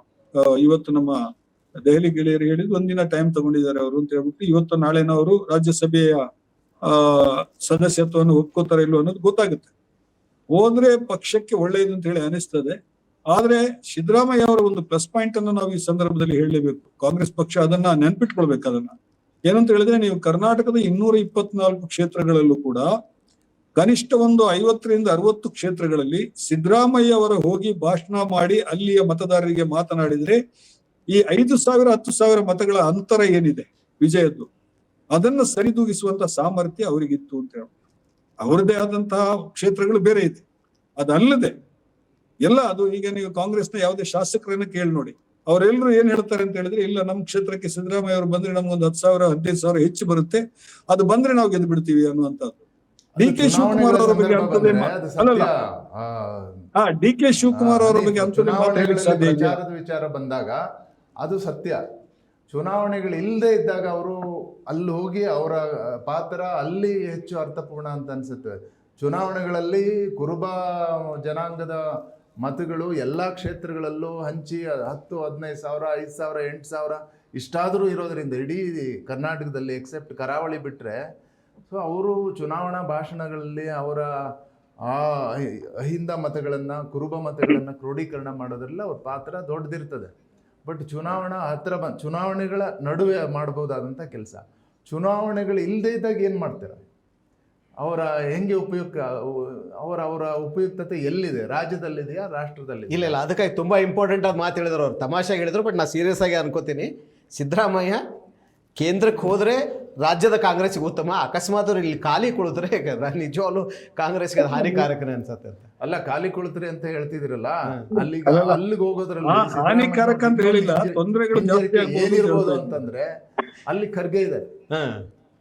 ಖರ್ಗೆ ಮತ್ತೆ ಸಿದ್ದರಾಮಯ್ಯನವರು ಬಹಿರಂಗವಾಗಿ, ಅದು ಈಗ ಅವರು AICC ಅಧ್ಯಕ್ಷರಾದ ಮೇಲೆ ಆ ಈಕ್ವೇಷನ್ನು ಒಂದು ರೀತಿಯಿಂದ ಬದಲಾಗಿರ್ಬೋದು. ಆದರೆ ಆಳದಲ್ಲಿ ಸಿದ್ದರಾಮಯ್ಯ ಮತ್ತು ಖರ್ಗೆ ಅವರ ನಡುವೆ ಒಂದು ಶೀತಲ ಯುದ್ಧ ಇದೆ. ಸೊ ರಾಷ್ಟ್ರ ಮಟ್ಟದಲ್ಲಿ ಈಗ AICCಗೆ ಹೋದರೆ ಅದೇ ಅಧ್ಯಕ್ಷರ ಜೊತೆ ಕೆಲಸ ಮಾಡಬೇಕಾಗುತ್ತೆ. ಇಲ್ಲಿ ಇವರೊಬ್ಬ ರೀಜನಲ್ ಸ್ಯಾಟ್ರಪ್ ಆಗಿ ಇಲ್ಲಿ ಮುಖ್ಯಮಂತ್ರಿ ಆಗಿ ಒಂದು ರಾಜ್ಯದ ಮುಖ್ಯಮಂತ್ರಿ ಆಗಿದ್ದವರು. ಸೊ ಅದರಲ್ಲೂ ಕೂಡ ನಿರಾಸಕ್ತಿ ಇರ್ಬೋದು ಅವ್ರಿಗೆ ಅಂತ ನನಗನ್ಸುತ್ತೆ. Yes sir. Hanif sir, yes, ಹೊಸ ಸರ್ಕಾರ ರೂಪುಗೊಳ್ತಾ ಇರೋದ್ರಿಂದ ಏನು ನಿರೀಕ್ಷೆ ಇದಾವೆ ಜನರಿಗೆ? ಏನು ನಾವು ಹಕ್ಕೊತ್ತಾಯ ಮಂಡಿಸ್ಬೋದು ಅನ್ಸತ್ತೆ? ಏನೋ ನಿರೀಕ್ಷೆ ಇಲ್ಲ ಸುನಿಲ್. ಈಗ ಸರ್ಕಾರದಿಂದ ಯಾವ ನಿರೀಕ್ಷೆನೂ ಜನ ಇಟ್ಕೊಂಡಿಲ್ಲ, ಸಾಕಾಗಿದೆ ಅವರಿಗೆ. ಇಬ್ರು ಸೇರ್ಕೊಂಡು ಪೆಟ್ರೋಲ್ ಇದ್ದು ಟ್ಯಾಕ್ಸ್ ಜಾಸ್ತಿ ಮಾಡಿಬಿಟ್ಟು ಪೆಟ್ರೋಲ್ ಬೆಲೆ ಜಾಸ್ತಿ ಮಾಡಿದ್ದಾರೆ, ಕರೆಂಟ್ ಬಿಲ್ ಬೆಲೆ ಜಾಸ್ತಿ ಮಾಡಿದ್ದಾರೆ. ಜನಸಾಮಾನ್ಯರ ನಿರೀಕ್ಷೆ ಏನಿರ್ತವೆ ಹೇಳಿ? ಬದುಕೋದಕ್ಕೆ ಬಿಡಿ ನಮ್ಮನ್ನ ಅಂತ ಹೇಳಿ ಕೇಳ್ತಾರೆ ಅವರು. ಅಲ್ಲಿ ನೋಡಿದ್ರೆ ಕೇಂದ್ರ ಸರ್ಕಾರದವರು ಮೇಲೆ ಏರ್ಲಿಕ್ಕಾಗದಿರೋ ತರ ಬರೆಗಳನ್ನು ಹಾಕ್ತಾ ಇದ್ದಾರೆ. ಅಂತಾರಾಷ್ಟ್ರೀಯ ಮಾರುಕಟ್ಟೆನಲ್ಲಿ ಪೆಟ್ರೋಲ್ನ ಬೆಲೆ, ಕಚ್ಚಾ ತೈಲದ ಬೆಲೆ ಕಡಿಮೆ ಆಗಿದೆ. ಆದ್ರೆ ಇಲ್ಲಿ 7.5 ರೂಪಾಯಿ ಪ್ರತಿದಿನ ಸ್ವಲ್ಪ ಅಂತ ಹೇಳ್ಬಿಟ್ಟು 7.5 ರೂಪಾಯಿ ಜಾಸ್ತಿ ಮಾಡಿದ್ದಾರೆ. ಅದೇ ರೀತಿ ಉದ್ಯೋಗ ಸೃಷ್ಟಿ ಆಗ್ತಾ ಇಲ್ಲ ಸರಿಯಾಗಿ. ಅದು ರಾಷ್ಟ್ರ ಮಟ್ಟದಲ್ಲೂ ಆಗ್ತಾ ಇಲ್ಲ, ಕರ್ನಾಟಕದಲ್ಲೂ ಅದು ಸ್ವಲ್ಪ ಹಿಂದೆ ಬಿದ್ದಿದೆ. ಅದು ಇವೆಲ್ಲ ಇರುವಾಗ ಜನ ಏನ್ ನಿರೀಕ್ಷೆ ಮಾಡ್ತಾರೆ? ನಮ್ಮನ್ನ ಬದುಕ್ಲಿಕ್ಕೆ ಬಿಡಿಯಪ್ಪ, ನೀವು ಸಾಧ್ಯ ಆದಷ್ಟು ಕಡಿಮೆ ಮಾಡಿ. ಈಗ ರಾಜ್ಯ ಸರ್ಕಾರ ಏನಾದ್ರು ಅದರ ಪೆಟ್ರೋಲಿಯಂ ಉತ್ಪನ್ನಗಳ ಮೇಲಿನ ತೆರಿಗೆಯನ್ನು ಕಡಿಮೆ ಮಾಡ್ಲಿಕ್ಕೆ ಸಾಧ್ಯ ಇದೆಯಾ? ಏನಾದ್ರು ಡಿ ಕೆ ಶಿವಕುಮಾರ್ ಅವರು ಬಂದಾಗ ಏನಾದ್ರು ಒಂದು ಜನರಿಗೆ ಮತದಾರರಿಗೆ ಕೊಡುಗೆ ಅಂತ ಕೊಡ್ಲಿಕ್ಕೆ ಸಾಧ್ಯ ಇದೆಯಾ? ಗೊತ್ತಿಲ್ಲ ನನಗೆ. ಯಾಕಂತ ಹೇಳಿದ್ರೆ ಈ ಬಜೆಟ್ ಸಿದ್ದರಾಮಯ್ಯ ಅವರು ಏನ್ ಬ್ಯಾಲೆನ್ಸ್ ಮಾಡಿದ್ದಾರೆ ಆ ಬ್ಯಾಲೆನ್ಸ್ ಇನ್ನೊಬ್ರು ಮಾಡೋದು ಬಹಳ ಕಷ್ಟ ಇದೆ. 65,000 ಕೋಟಿ ರೂಪಾಯಿಯನ್ನು ನೀವು ಫ್ರೀ ಬೀಸಿಗೆ ಕೊಟ್ಟುಬಿಟ್ಟು, ಉಚಿತ ಕೊಡುಗೆಗಳಿಗೆ ಕೊಟ್ಟುಬಿಟ್ಟು, ಉಳಿದ ಹಣದಲ್ಲಿ ನೀವು ಡೆವಲಪ್ಮೆಂಟ್ ವರ್ಕ್ಗಳಿಗೆ ನೀವು ಕೊಡೋದಿದೆಯಲ್ಲ. ಈಗ ಶಾಸಕರನ್ನ ನೀವು ಕೇಳಿ ಗೊತ್ತಾಗುತ್ತೆ ನಿಮ್ಗೆ. ಕಾಂಗ್ರೆಸ್ ಶಾಸಕರನ್ನೇ ಕೇಳಿದ್ರೆ ಕಳೆದ ಬಜೆಟ್ ನಲ್ಲಿ ತುಂಬಾ ಮಂದಿ ಶಾಸಕರು ಸಿದ್ದರಾಮಯ್ಯ ಅವರ ಮೇಲೆ ಬಹಳ ನಿರೀಕ್ಷೆ ಇಟ್ಕೊಂಡಿದ್ರು. ತಮ್ಮ ಕ್ಷೇತ್ರಕ್ಕೆ ಏನಾದ್ರು ಆಗುತ್ತೆ, ತಮ್ಮ ಭಾಗಕ್ಕೆ ಏನಾದ್ರು ಆಗುತ್ತೆ ಅಂತ ಹೇಳ್ಬಿಟ್ಟು. ಅಲ್ಲಿ ದುಡ್ಡೇ ಇಲ್ವಲ್ಲ. ಸೊ ಡಿ ಕೆ ಶಿವಕುಮಾರ್ ಅವರು ಉಳಿದಿದ್ದೆಲ್ಲ ಆಮೇಲೆ, ನಾವು ಸಾಮಾಜಿಕ ನ್ಯಾಯದ ಲೆಕ್ಕಾಚಾರ, ಜಾತಿ ಲೆಕ್ಕಾಚಾರ ಎಲ್ಲ ಆಮೇಲೆ, ಮೊದಲು ಈ ಬಜೆಟ್ರೇ ಇದಿದೆಯಲ್ಲ, ಸರ್ಕಾರದ ಖರ್ಚು ವೆಚ್ಚಗಳನ್ನು ತೂಗಿಸ್ಕೊಂಡು ಅಭಿವೃದ್ಧಿ ಕೆಲಸಗಳಿಗೆ ದುಡ್ಡು ಕೊಡುವಂತದ್ದು ಮಾಡ್ಲಿಕ್ಕೆ ಸಾಧ್ಯ ಇದೆಯಾ? ನೀವು ಈಗ ಇತ್ತೀಚೆಗೆ ನೀವು ನೋಡಿದ್ರಿ ಬೆಂಗಳೂರಿನ ಹೊಂಡಗಳ ಬಗ್ಗೆ ಯಾವ ದೊಡ್ಡ ರಾಮಾಯಣ ನಡೀತು ಅಂತ ಹೇಳ್ಬಿಟ್ಟು ಅಲ್ವಾ? ರಸ್ತೆ ಹೊಂಡಗಳ ಬಗ್ಗೆ ಅದೇನಾದ್ರೂ ಪರಿಸ್ಥಿತಿ ಸುಧಾರಣೆ ಆಗಿದೆಯಾ? ಇಲ್ಲ, ಬಹಳ ಕಷ್ಟ ಇದೆ. ಹಾಗಾಗಿ ಈಗ ಬಹಳ ಮುಖ್ಯವಾದ ಅವರ ಮುಂದೆ ಇರೋದೇನು ಅಂತ ಹೇಳಿದ್ರೆ, ರಾಜ್ಯದ ಆರ್ಥಿಕ ಸ್ಥಿತಿಯನ್ನ ಅದಕ್ಕೆ ತರೋದು ಹೇಗೆ ಮತ್ತು ಅದನ್ನು ಸರಿಪಡಿಸಿಕೊಂಡು ಹೆಚ್ಚು ಹೆಚ್ಚು ಅಭಿವೃದ್ಧಿ ಕೆಲಸಗಳಿಗೆ ದುಡ್ಡನ್ನ ನಿಗದಿ ಮಾಡೋದು ಹೇಗೆ ಅಂತ. ಕೇಂದ್ರ ಸರ್ಕಾರ ಅಂತೂ ಈ ಸಿದ್ದರಾಮಯ್ಯ ಅವರ ಸರ್ಕಾರದ ಬಗ್ಗೆ ಏನು ಧೋರಣೆಯನ್ನು ಅನುಸರಿಸಿತ್ತು ಅದೇ ಧೋರಣೆಯನ್ನ ಡಿ ಕೆ ಶಿವಕುಮಾರ್ ಅವರ ಸರ್ಕಾರದ ಬಗ್ಗೆನೂ ಅನುಸರಿಸುತ್ತೆ.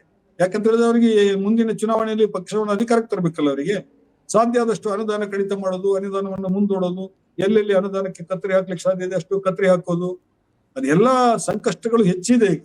ಆಮೇಲೆ ಈಗ ಏನು ಜನಸಂಖ್ಯೆ ಆಧಾರದಲ್ಲಿ ಈಗ ಏನು ಬರ್ತಾ ಇದೆಯಲ್ಲ, ಈಗ ವಿಧಾನಸಭಾ ಕ್ಷೇತ್ರಗಳು ಮತ್ತು ಲೋಕಸಭಾ ಕ್ಷೇತ್ರಗಳ ಮರು ವಿಂಗಡಣೆಯ ಪ್ರಶ್ನೆ ಬರುತ್ತೆ. ಅದರಲ್ಲೂ ಕೂಡ ರಾಜ್ಯಕ್ಕೆ ಅನ್ಯಾಯ ಆಗುತ್ತೆ. ಈ ಅನ್ಯಾಯವನ್ನು ಹೇಗೆ ಎದುರಿಸಬೇಕು ಅನ್ನೋದೇ ಬಹಳ ದೊಡ್ಡ ಸಮಸ್ಯೆಯಾಗಿ ಬಹುಶಃ ಡಿ ಕೆ ಶಿವಕುಮಾರ್ ಅವರಿಗೆ ಕಾಡ್ತಾ ಇದೆ. ಇದೆಲ್ಲ ಸಮಸ್ಯೆಯನ್ನು ಎದುರಿಸುವಾಗ ನಿಮಗೆ ಯಾವ ಪೊಲಿಟಿಕಲ್ ಫ್ಯಾನ್ ಫೇರ್ ಕೂಡ ಬೆಂಬಲಕ್ಕೆ ಬರೋದಿಲ್ಲ. ಅವೆಲ್ಲ ಸಂಭ್ರಮದ ಗಳಿಗೆನಲ್ಲಿ ನಿಮಗೆ ಈಗ ನಾಳೆ ಪ್ರಮಾಣ ವಚನ ಸ್ವೀಕಾರ ಆಗುವಾಗ ಲಕ್ಷಾಂತರ ಜನ ಸೇರ್ಬೋದು. ಯಾಕಂತ ಹೇಳಿದ್ರೆ ಒಕ್ಕಲಿಗರಿಗೆ ಒಂದು ಖುಷಿ ಇರುತ್ತೆ, ಎಲ್ಲ ಜಾತಿಯವರಿಗಿದ್ದಾಗ ಅವ್ರಿಗೆ ಒಂದು ಖುಷಿ ಇರುತ್ತೆ. ನಮ್ಮ ಸಮುದಾಯದ ಒಬ್ಬ ನಾಯಕ ಮುಖ್ಯಮಂತ್ರಿಯಾಗಿ ಹೊಸದಾಗಿ ಬಂದಿದ್ದಾರೆ, ಖುಷಿ ಇರುತ್ತೆ, ಅವರೆಲ್ಲ ಸೇರ್ತಾರೆ ಅವರು. ಆದ್ರೆ ಅವರಿಗೂ ಕೂಡ ಅದೇ ಸಮಸ್ಯೆ ಇದೆ, ದಿನನಿತ್ಯದ ಬದುಕನ್ನು ಹೇಗೆ ಸಾಗಿಸೋದು ಅಂತ. ಈಗ ಇಮ್ಮಿಡಿಯೇಟ್ ಆಗಿ ಒಂದು ಸಮಸ್ಯೆ ಕಾಣುತ್ತೆ ನನ್ನ ಪ್ರಕಾರ. ಈಗ ಬಿಡದಿ ಟೌನ್ಶಿಪ್ ಇದ್ದು ಏನ್ ನಿರ್ಧಾರ ತಗೋತಾರೆ ಡಿ ಕೆ ಶಿವಕುಮಾರ್ ಅವರು? ಬಹಳ ಕಷ್ಟ ಇದೆ. ಅದಕ್ಕೆ ಸಂಬಂಧಿಸಿ ಅವರ ನಿರ್ಧಾರದ ವಿರುದ್ಧ ಬಹಳ ದೊಡ್ಡ, ಅದು ಒಕ್ಕಲಿಗ ಸಮುದಾಯದಿಂದಲೇ ಬರ್ತಾ ಇದೆ ಅದು ಪ್ರತಿರೋಧ, ಬೇರೆ ಸಮುದಾಯದಿಂದ ಅಲ್ಲ. ಸೊ ಇದನ್ನ ಹೇಗೆ ಹ್ಯಾಂಡಲ್ ಮಾಡ್ತಾರೆ? ಸೊ ಇಂಥ ಸಮಸ್ಯೆಗಳು ಸಾಕಷ್ಟು ಇದೆ.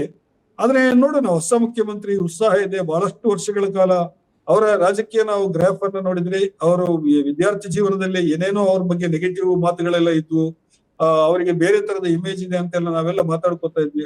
ಎಲ್ಲವನ್ನ ಮೀರಿ ಅವರು ಇತ್ತೀಚೆಗಿನ ವರ್ಷಗಳಲ್ಲಿ ಅವರು ಮಾತು ಕಡಿಮೆ ಮಾಡಿ, ಆಮೇಲೆ ಡಿಪ್ಲೊಮೆಟಿಕ್ ಆಗಿ ಮಾತನಾಡೋದನ್ನ ಕಲ್ತ್ಕೊಂಡು ಬಹಳ ಕಷ್ಟಪಟ್ಟು ಅವರು ಈ ಹುದ್ದೆವರೆಗೆ ಬಂದಿದ್ದಾರೆ. ಅವರಿಗೆ ಶುಭ ಹಾರೈಸೋಣ, ಒಳ್ಳೆಯ ಆಡಳಿತ ಬರಲಿ. ಅದೇ ರೀತಿ ಹೇಗೆ ಸಿದ್ದರಾಮಯ್ಯ ಅವರು ಸಮಾಜದ ಒಂದಿಷ್ಟು ಬುದ್ಧಿಜೀವಿಗಳು, ಆಮೇಲೆ ಪ್ರಗತಿಪರ ವಿಚಾರಗಳ ಧೋರಣೆ ಉಳ್ಳಂತಹ ಸಾಮಾಜಿಕ ನಾಯಕರು, ಇವರನ್ನೆಲ್ಲ ಸ್ವಲ್ಪ ಸಲಹೆಗಳನ್ನ ಕೇಳ್ಕೊಂಡು, ಮಾತುಗಳನ್ನ ಕೇಳ್ಕೊಂಡು ಹೇಗೆ ಬೇರೆ ಬೇರೆ ಕಾನೂನುಗಳನ್ನೆಲ್ಲ ತಂದ್ರಲ್ಲ ಅವರು, ನಾವು ಅದನ್ನ ನಿರ್ಲಕ್ಷ್ಯ ಮಾಡ್ಲಿಕ್ಕೆ ಆಗೋದಿಲ್ಲ, ಅದನ್ನ ಅವರ ಆಡಳಿತ ಶೈಲಿಯನ್ನ. ಸೊ ಆ ರೀತಿ ಇವರು ಕೂಡ ಆ ತರದ ಯಾವ್ದಾದ್ರು ಒಂದು ತಮ್ಮ ಸುತ್ತ ಒಂದು ಸಲಹಾ ಇದನ್ನ ಮಾಡ್ತಾರ, ಅಥವಾ ಇಲ್ಲ ಜಾತಿ ಕೇಂದ್ರಿತವಾದಂತಹ ಸಲಹಾ ಮಂಡಳಿ ಇರ್ತದ, ಕಿಚನ್ ಕ್ಯಾಬಿನೆಟ್ ತರ ಏನಾದ್ರು ಆಗ್ಬಿಡ್ತದ, ಈ ತರದ್ದೆಲ್ಲ ಇದೆ. ಸಿದ್ದರಾಮಯ್ಯ ಅವರು ಕೊನೆ ಕ್ಷಣದಲ್ಲಿ, ಕೊನೆ ಇದ್ರಲ್ಲಿ ನಾವು ಯಾವುದೇ ಇದು ಬೇಕಾಗಿಲ್ಲ ನಮ್ಗೆ, ನಿರ್ದಾಕ್ಷಿಣ್ಯವಾಗಿ ಮಾತಾಡಬಹುದು ಈ ವಿಷಯವನ್ನ. ಸಿದ್ದರಾಮಯ್ಯ ಅವರು ತಮ್ಮ 2ನೇ ಟರ್ಮಿನ ಕೊನೆ ಅವಧಿನಲ್ಲಿ ಕಿಚನ್ ಕ್ಯಾಬಿನೆಟ್ಗೆ ಕಿವಿ ಜಾಸ್ತಿ ಕೊಟ್ಟದ್ರಿಂದ ಬಹಳಷ್ಟು ಸಮಸ್ಯೆಗಳದು ಅವರಿಗೆ, ಅವರ ಆಡಳಿತಕ್ಕೆ ಬಹಳ ಕಪ್ಪು ಚುಕ್ಕೆಗಳದು. ಇದನ್ನ ನಾವು ಹೇಳ್ಬೇಕು, ನಾವು ಈ ಸಂದರ್ಭದಲ್ಲಿ ಹೇಳಲೇಬೇಕು. ಯಾಕಂತ ಹೇಳಿದ್ರೆ ಪತ್ರಕರ್ತರಾಗಿ ನಮ್ ಕರ್ತವ್ಯ ಅದನ್ನ ಹೇಳೋದು. ಸೊ ಅದರಿಂದಲೂ ಪಾಠ ಕಲಿಬೇಕಾಗಿರೋದಿದೆ ಡಿ ಕೆ ಶಿವಕುಮಾರ್ ಅವರು. ಆದ್ರೆ ಉತ್ಸಾಹ ಇದೆ ಅವರಿಗೆ, ವಯಸ್ಸಿನ್ನು ಕಡಿಮೆ ಇದೆ. ಆಮೇಲೆ ಅವರ ಮುಂದೆ ಒಂದು ಸವಾಲ್ ಬೇರೆ ಇದೆಯಲ್ಲ, ಈಗ ಮುಖ್ಯಮಂತ್ರಿ ಆಗಿದ್ದು ಆಯ್ತು, ಒಂದು ಸವಾಲ್ ಗೆದ್ರು ಅವ್ರೀಗ. ಆದ್ರೆ 2028ರಲ್ಲಿ ಪಕ್ಷವನ್ನ ಅಧಿಕಾರಕ್ಕೆ ತರಬೇಕು, ತರಲಿಲ್ಲ ಅಂತ ಹೇಳಿದ್ರೆ ಅದ್ರ ಪೂರ್ತಿ ಹೊಣೆ ಅವ್ರ ಮೇಲೇನೆ ಬೀಳುತ್ತಲ್ವಾ. ನೀವೀಗ ಕೆಪಿಸಿಸಿ ಅಧ್ಯಕ್ಷರಾಗಿ ಜಾರಕಿಹೊಳಿ ಅವರು ಆಯ್ಕೆ ಆಗ್ತಾರೆ ಅನ್ನೋ ಸುದ್ದಿ ಬಹಳ ದಟ್ಟವಾಗಿ ಹಬ್ಬಿದೆ, ಅದು ನಿಜ ಆಗ್ಬೋದು ಅದೀಗ. ಆದ್ರೆ ಮುಖ್ಯ ಹೊಣೆ ಇವ್ರ ಮೇಲೇನೆ ಬೀಳುತ್ತೆ, ಮುಖ್ಯಮಂತ್ರಿ ಮೇಲೇನೆ ಬೀಳುತ್ತೆ. ಸರ್ಕಾರದ ಕ್ರಮಗಳು ಜನರ ಬದುಕಿಗೆ ಪರಿಣಾಮ ಬೀರೋದು. ಆ ಸರ್ಕಾರದ ಕ್ರಮಗಳು ಯಾವ ತರದ್ದು ಏನಾದ್ರು ಮಾಡ್ತಾರೆ ಅವರು? ಜನಪ್ರಿಯ ಕಾರ್ಯಕ್ರಮಗಳನ್ನ ಏನಾದ್ರು ಕೊಟ್ಟು ಜನರ ಮನವೊಲಿಸ್ಲಿಕ್ಕೆ ನೋಡ್ತಾರ? ಈ ಬಿಜೆಪಿಯ ಏನು ನೆರೇಷನ್ ಏನಿದೆ, ಹಿಂದೂ ಮುಸ್ಲಿಮು ಧರ್ಮ ಜಾತಿ ಕೇಂದ್ರಿತ ಎಲ್ಲ ಏನಿದೆ, ಅದನ್ನ ಬ್ರೇಕ್ ಮಾಡೋದಕ್ಕೆ ಬೇರೆ ತರದ ರಾಜಕೀಯ ಸಮೀಕರಣವನ್ನ ಏನಾದ್ರು ಸಮಾಜದ ಮುಂದೆ ಇಡ್ತಾರ? ಇವೆಲ್ಲ ಕುತೂಹಲ ನನಗೂ ಇದೆ. ಹಾಗಾಗಿ ಅವರಿಗೆ ಶುಭ ಹಾರೈಸೋಣ. ಕೊನೆಯದಾಗಿ ಸರ್, ಉಮಾಪತಿ ಸರ್, ಬದಲಾವಣೆ ಪರ್ವ ಆರಂಭವಾಗಿದೆ, ಹೊಸ ನಾಯಕ ಬರ್ತಾರೆ ರಾಜ್ಯಕ್ಕೆ. ಸಹಜವಾಗಿ ಏನು ನಿರೀಕ್ಷೆಗಳಿದಾವೆ, ಕಾಂಗ್ರೆಸ್ ಏನು ತನ್ನ ಮ್ಯಾನಿಫೆಸ್ಟೋಲ್ಲಿ ಕೊಟ್ಟಿದೆ, ಉಳಿದ ಮ್ಯಾನಿಫೆಸ್ಟೋದಲ್ಲಿ ಇದು ಅವ್ನ ಭರವಸೆಗಳನ್ನು ಈಡೇರಿಸ್ತಾರೆ ಡಿ ಕೆ ಶಿವಕುಮಾರ್ ಏನು, ಅಥವಾ ಸಾಮಾನ್ಯ ನಾಗರಿಕರ ನಮ್ಮ ಹಕ್ಕೊತ್ತಾಯಗಳು ಏನಿದಾವೆ, ಸಂವಿಧಾನಬದ್ಧವಾಗಿ ಎಲ್ಲ ನಾಗರಿಕರು ಸಮಾನ ಹಕ್ಕು ಸಿಗಬೇಕನ್ನೋ ಏನು ಹೋರಾಟ ಇದೆ, ಅದರ ಇವರ ಅಧಿಕಾರಾವಧಿಯಲ್ಲಿ ಅದು ಏನಾದರೂ ಉತ್ತಮ ಆಗ್ಬೋದಂತ ಅನ್ಸುತ್ತೆ. ಅವ್ರು ಎಲ್ಲರನ್ನೂ ಜೊತೆಗೆ ಕರ್ಕೊಂಡು ಹೋದರೆ ಅದೇ ದೊಡ್ಡ ಸಾಧನೆ. ಅದರ ಜೊತೆಗೆ ಕಾಂಗ್ರೆಸ್ಸನ್ನು ಮತ್ತೆ ಅಧಿಕಾರಕ್ಕೆ ತರುವಂಥ ಸವಾಲನ್ನು ಅವ್ರು ಸ್ವೀಕಾರ ಮಾಡಿದ್ದಾರೆ. ಅದರಿಂದ ಅದು ಭಾರಿ ದೊಡ್ಡ ಸವಾಲು, ಅದನ್ನು ಎದುರಿಸೋದು ಭಾಳ ಕಷ್ಟ ಇದೆ. ಅದ್ರ ಜೊತೆಗೆ ಇಡೀ ಜಗತ್ತು ಆರ್ಥಿಕ ಹಿಂಜರಿತದಿಂದ ತತ್ತರಿಸ್ತಾ ಇರಬೇಕಾದ್ರೆ ಅದರಲ್ಲೂ ಕೂಡ ಭಾರತ ದೇಶದ ಫೈನಾನ್ಸಸ್ಸು, ಹಣಕಾಸಿನ ಪರಿಸ್ಥಿತಿ ಪಾತಾಳ ತಲುಪಿದೆ ಅಂತಂದೇಳಿ ಅವರ ಈಗ ದೇಶನ ಆಳೋ ಪಕ್ಷದ ಅಥವಾ ಮೋದಿಯವರ ನೆಚ್ಚಿನ ಇವರೇನೇ ಆರ್ಥಿಕ ತಜ್ಞರೇ ಈ ಮಾತನ್ನು ಹೇಳಿದ್ದಾರೆ. ಅವರು ಚುನಾವಣೆಗಳ ನಂತರ ಚುನಾವಣೆಗಳು ಗೆಲ್ತಾ ಇದ್ದಾರೆ, ಆರ್ಥಿಕ ಪರಿಸ್ಥಿತಿ ಪಾತಾಳ ಮುಟ್ಟಿದೆ ಅಂತಂದು ಹೇಳ್ಬಿಟ್ಟು ಅನ್ನೋ ಟೀಕೆ ಇದೆ. ಸೊ ಹೀಗಾಗಿ ಇಡೀ ಭಾರತ ಆರ್ಥಿಕ ಹಿಂಜರಿತನ ಎದುರಿಸ್ತಾ ಇದೆ. ಕರ್ನಾಟಕ ಅದರಿಂದ ಹೊರತಾಗಿರೋದಿಲ್ಲ. ಜನಗಳನ್ನ ಅವ್ರ ಪಾಡಿಗೆ ಅವ್ರಿಗೆ ಬದುಕೋಕ್ಕೆ ಬಿಟ್ಟರೆ ಸಾಕು ಅಂತ ಈಗೇನು ಹನೀಫ್ ಹೇಳಿದ್ರು ಅದೇ ಥರ ಜನಗಳನ್ನ ಅವ್ರಿಗೆ ಬದುಕೋಕ್ಕೆ ಬಿಡಬೇಕು. ಅವರ ದಿನನಿತ್ಯದ ಅನ್ನನ ಸಂಪಾದನೆ ಮಾಡಿ ಊಟ ಮಾಡಿ ಮಲಗೋ ಅಂಥದ್ದೊಂದು ಇದನ್ನು ಬಿಟ್ಟರೆ ಅವ್ರು ಭಾಳ ಥ್ಯಾಂಕ್ಫುಲ್ ಆಗಿರ್ತಾರೆ ಅಂತ ನನಗನ್ಸುತ್ತೆ. ಹೊಸ ಸ್ಲೇಟಲ್ಲಿ ಬರೆಯೋಕ್ಕೆ ಶುರು ಮಾಡ್ತಾರೆ. ಇವಾಗ ಅವ್ರು ಮುಖ್ಯಮಂತ್ರಿಯಾಗಿ ಅವ್ರ ಖಾತೆನ ಯಾವ ರೀತಿ ಆರಂಭಿಸ್ತಾರೆ ಅಂತಂದು ಹೇಳ್ಬಿಟ್ಟು ನಾವು ಕಾದು ನೋಡ್ಬೋದು. ಅವರೊಂದು ಪ್ಲೆಸೆಂಟ್ ಸರ್ಪ್ರೈಸ್ ಕೂಡ ಆಗ್ಬೋದು, ಯಾರಿಗೂ ಗೊತ್ತು. ಧನ್ಯವಾದಗಳು ಸರ್. ಹನೀಫ್ ಸರ್ ಮತ್ತು ಮೊಹಮ್ಮದ್ ಸರ್ ಇಬ್ಬರಿಗೂ ಧನ್ಯವಾದಗಳು. ನಿಜವಾಗ್ಲೂ ಕರ್ನಾಟಕದಲ್ಲಿ ಬಡವರ ಪರವಾದ ಸಿದ್ದರಾಮಯ್ಯರು ಬೀಡು ಬಿಸಲಾಗಿ ಹೇಳ್ಬೋದು, ನಾವು ಮುಸ್ಲಿಂ ಪರವಾಗಿದ್ದರು ಅಂತ ನಾವು ವಿರೋಧ ಪಕ್ಷಗಳ ಟೀಕೆಗಳನ್ನು, ಆದರೆ ಅವ್ರು ಬಡವರ ಪರವಾಗಿದ್ದರು, ಸಾಮಾಜಿಕ ನ್ಯಾಯದ ಪರವಾಗಿದ್ದರು, ದಾಷ್ಟದ ಮಾತುಗಳನ್ನು ಆಡ್ತಾ ಇದ್ದರು. ಅವ್ರ ಅಂತರಂಗದಲ್ಲಿ ಒಂದು ಕಳಕಳಿ ಇತ್ತು, ಬಡವರ ಪರವಾದ ಕಳಕಳಿ ಇತ್ತು, ಸಾಮಾಜಿಕ ನ್ಯಾಯದ ಪರವಾದ ಕಳಕಳಿ ಇತ್ತು. ಆಮೇಲೆ ಏನು ಸಾಮಾಜಿಕ ಚಳವಳಿ ಮೂಲಕ ನಾಯಕರಾಗಿ ರೂಪುಗೊಂಡಿದ್ದರು. ಮಾಸ್ ಲೀಡರ್ ಅಂತ ಏನು ಹೇಳ್ತೀವಿ ನಾವು, ಮಾಸ್ ಲೀಡರ್, ಕರ್ನಾಟಕದ ಕೊನೆಯ ಮಾಸ್ ಲೀಡರ್ ಅಂತ ಹೇಳ್ತಾ ಇದ್ದಾರೆ. ಮುಂದೂ ಬರ್ಬೋದು, ಯಾವುದಕ್ಕೂ ಅಂತ್ಯ ಹಾಡಲಿಕ್ಕಾಗಲ್ಲ. ಬಟ್ ಇವರು ದೊಡ್ಡ ಮಾಸ್ ಲೀಡರ್ ಆಗಿದ್ದರು. ಅವರ ಅಂತ್ಯ ಈಗ ಆಗ್ತದೆ. ವರ್ಣರಂಜಿತ ರಾಜಕಾರಣಿಯ ಸಿದ್ದರಾಮಯ್ಯರು ಮುಖ್ಯಮಂತ್ರಿ ಅವಧಿ ಈಗ ಕೊನೆಗೊಳ್ತಾ ಇದೆ. ಹೊಸ ಮುಖ್ಯಮಂತ್ರಿ ಯಾರೋ ಬರಲಿ, ಅವರು ಡಿ ಕೆ ಶಿವಕುಮಾರ್ ಇರಲಿ, ಇನ್ನೊಬ್ಬರು ಇರಲಿ, ಅವರು ಸಂವಿಧಾನಬದ್ಧವಾಗಿ ಎಲ್ಲರನ್ನೂ ಕರೆದುಕೊಂಡು ಹೋಗುವ ಜವಾಬ್ದಾರಿ ಅವ್ರ ಮೇಲಿದೆ. ಯಾಕಂದರೆ ಕೋಮು ರಾಜಕಾರಣದಿಂದ ದೇಶ ತತ್ತರಿಸಿ ಹೋಗಿದೆ, ಆರ್ಥಿಕವಾದ ಸ್ಥಿತಿ ಇಲ್ಲ. ಈ ಗ್ಯಾರಂಟಿ ಯೋಜನೆಯನ್ನು ಉಳಿಸ್ಕೊಳ್ಳುವ ಮೂಲಕ ಸಾಮಾಜಿಕ ನ್ಯಾಯದತ್ತ ಗಮನ ಕೊಟ್ಟು ಎಲ್ಲರನ್ನೂ ಒಳಗೊಳ್ಳುವ ಸರ್ಕಾರ ರೂಪುಗಳನ್ನು ಹಾರೈಸ್ತಾ ಕಾರ್ಯಕ್ರಮ ಮುಗಿಸ್ತಾ ಇದ್ದೇವೆ. ನಮಸ್ಕಾರ. ಮತ್ತಷ್ಟು ವಿಶೇಷ ವಿಡಿಯೋಗಳನ್ನು ನೋಡಲು ಮತ್ತು ಹೊಸ ವಿಡಿಯೋಗಳ ಬಗ್ಗೆ ತಿಳಿಯಲು ಈ ದಿನ .com ಯೂಟ್ಯೂಬ್ ಚಾನೆಲ್ ಸಬ್ಸ್ಕ್ರೈಬ್ ಮಾಡಿ ಮತ್ತು ಬೆಲ್ ಐಕಾನ್ ಕ್ಲಿಕ್ ಮಾಡಿ.